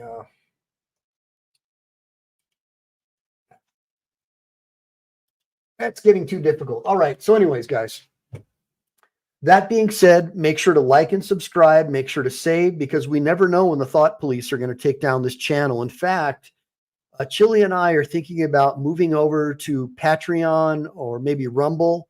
I've got to wait a little while to gain more popularity, but ultimately, you know that YouTube supports politics and the WEF, and they're going to eventually try to shut me down because they don't want the truth out there. Our only luck is if Jason Fick FYK. Make sure to check out Jason Fick on Twitter, Jason FYK, and let Jason know that Michael Ehline from Team MPE told you to reach out to him. And here we go. We got my picture. In fact, really quick, guys, enjoy the picture of me, Chili, and Dick Heller of District of Columbia versus Heller, the seminal case on Second Amendment rights, right there. And I'm going to pull up Jason on Twitter and drop his link, because he has a case right now that's going to turn Section 230 of the Communications Decency Act on its head. And it's going to force companies like Facebook and all these commie pieces of garbage who have been restricting your rights and privileges on social media. And it's going to force them to stop putting bullshit fact check labels and stuff like that, and try and committing defamation against people, saying that true information is false. And so Jason Fick, to me, is an American hero. And I would really, I'm not saying I'm expecting you to, but I am. I am expecting you to support Jason Fick's channel. And Jason Robertson, I don't know who Jeremy DeWitt is, but let me really quick. I don't know. Okay, so hold on a minute. I've got somebody saying that I look like Jeremy DeWitt. I don't know who Jeremy DeWitt is, but just so you see, so up here, that's Chili DeCastro from Delete Laws. That's back when he was training real hard and before he got thrown in the dungeon. And that's me when I was bench pressing about 320 for about 6 reps. And that is Dick Heller of Heller versus District of Columbia. It's the seminal case on firearms rights in this country. He's the reason why Bruin was made possible. And he basically was able to revitalize our Second Amendment. And I'm Dick's attorney, and I am a constitutional republic supporter. I support the constitutional republic. I believe in natural law and freedom and liberty for all Americans, regardless of your race, your color, or whether you're a man or a woman, because there's only two. There's men and women. God made male and female. Regardless of what your race or your gender is, I want you to have utmost freedom and the ability to say what you want to say when you want to say it, without being declared misinformation when we know that it's not misinformation. And guys like Jason Fick, make sure to go to Jason Fick on his Twitter channel, please, and subscribe to him and let him know that Michael Ehline, and give him my YouTube link to this show, said that you guys were told by Mike to subscribe to his channel. I want you guys to see what Jason Fick is all about. And then Dr. Donna Walter, I would like it if you would drop your link again for your campaign, your political campaign, so we can all help you raise funds and come out and volunteer time to help you, because we need to make sure that we put people into positions of power who know the law and mean to keep it well. Know the law and mean to keep it well, in the words of St. Thomas Aquinas and Sir William Blackstone. And so that's what I would like for you guys. And I just want you guys to be able, that's right, Dr. Donna Walter, male and female. That's right. That's what it's all about. Stop letting the thought police brainwash little children. Pull your kids out of public school as soon as you can and get them away from these Marxist public school teachers and get them into homeschooling, where you can actually teach them classical education, teach them Latin, teach them foreign languages, teach them about freedom and liberty, teach them about the Constitution and the Bill of Rights. Stop putting them in front of these weirdos who are there because they want to brainwash your kids and usher in this new transhumanist agenda that the World Economic Forum is trying to force on you and your families. Think about homesteading, think about having a farm, think about growing your own herb gardens. Start taking care of each other and forming parallel systems, guys. Form parallel systems. If you need a good lawyer, call me. If I can't help you, I'll try to find someone in your state who can. I'm only licensed in Texas and California.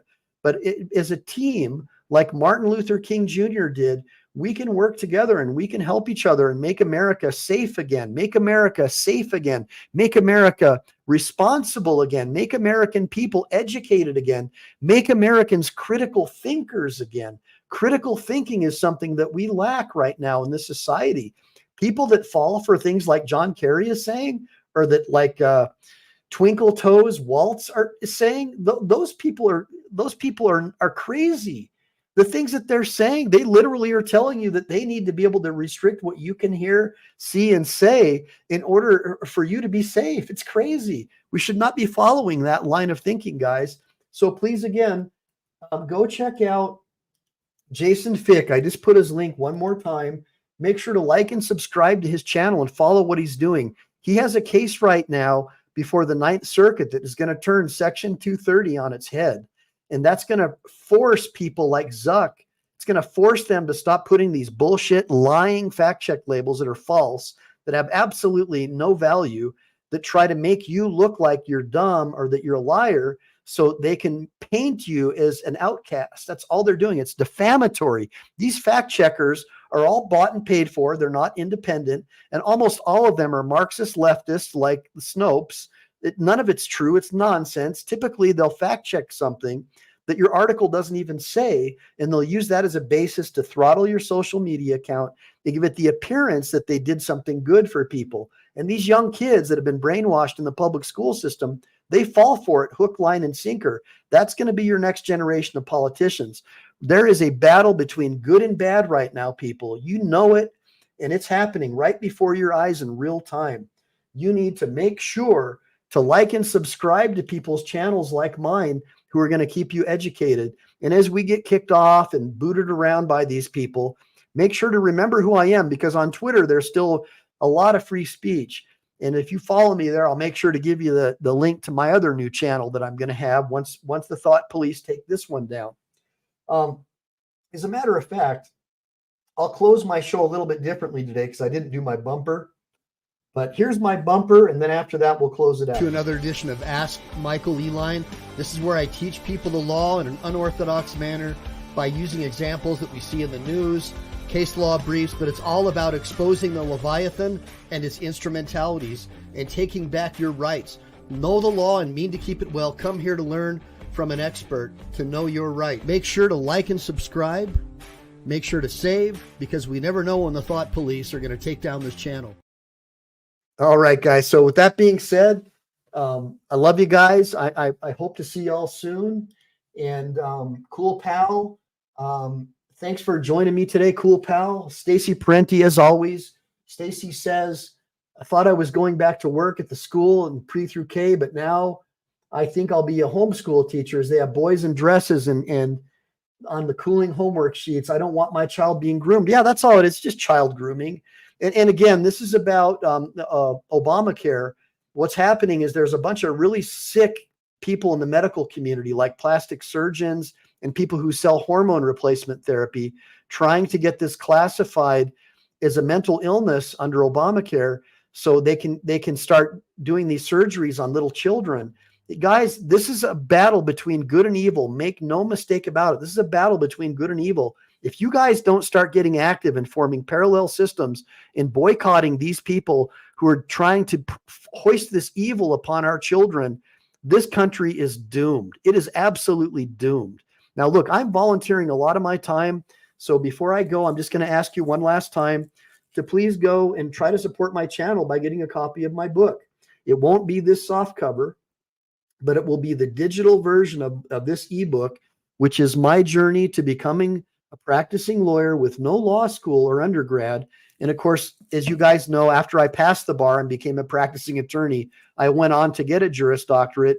So these academics and thought police people who think that you have to have a degree or you're a nobody, right, couldn't try to, make me, this big like they try to do to anyone they disagree with.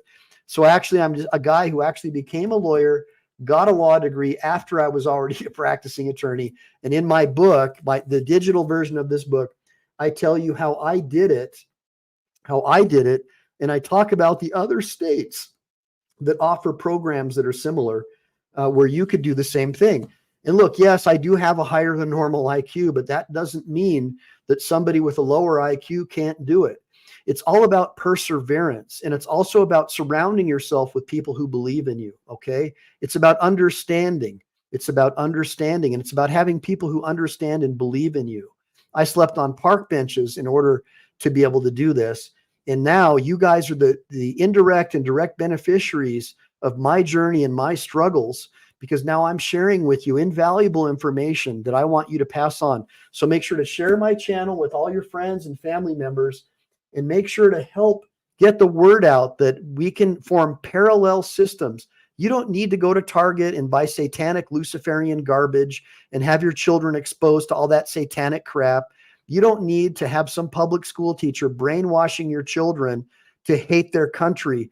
You can homeschool your kids, guys, and you can find a good spiritual homeschooler. It doesn't have to be a Christian, could be a Mormon, could even be a Muslim. It doesn't matter. The fact of the matter is that children are supposed to be educated in things like sexuality and things like that by their parents, not some pervert with a teaching credential. You got that?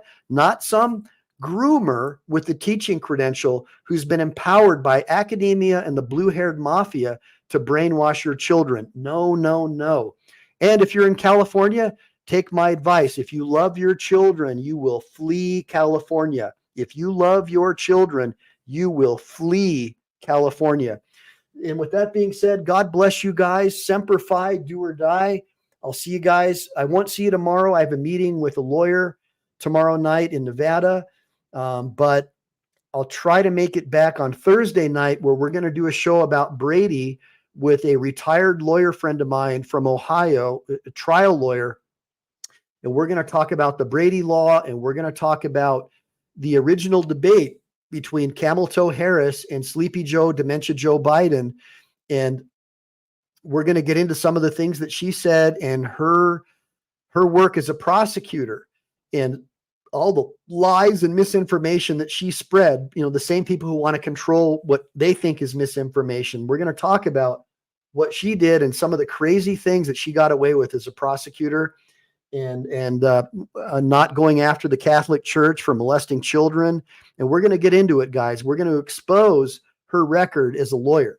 So hopefully we'll talk to you guys then. Semper Fi, do or die. Talk to you soon, guys. Bye.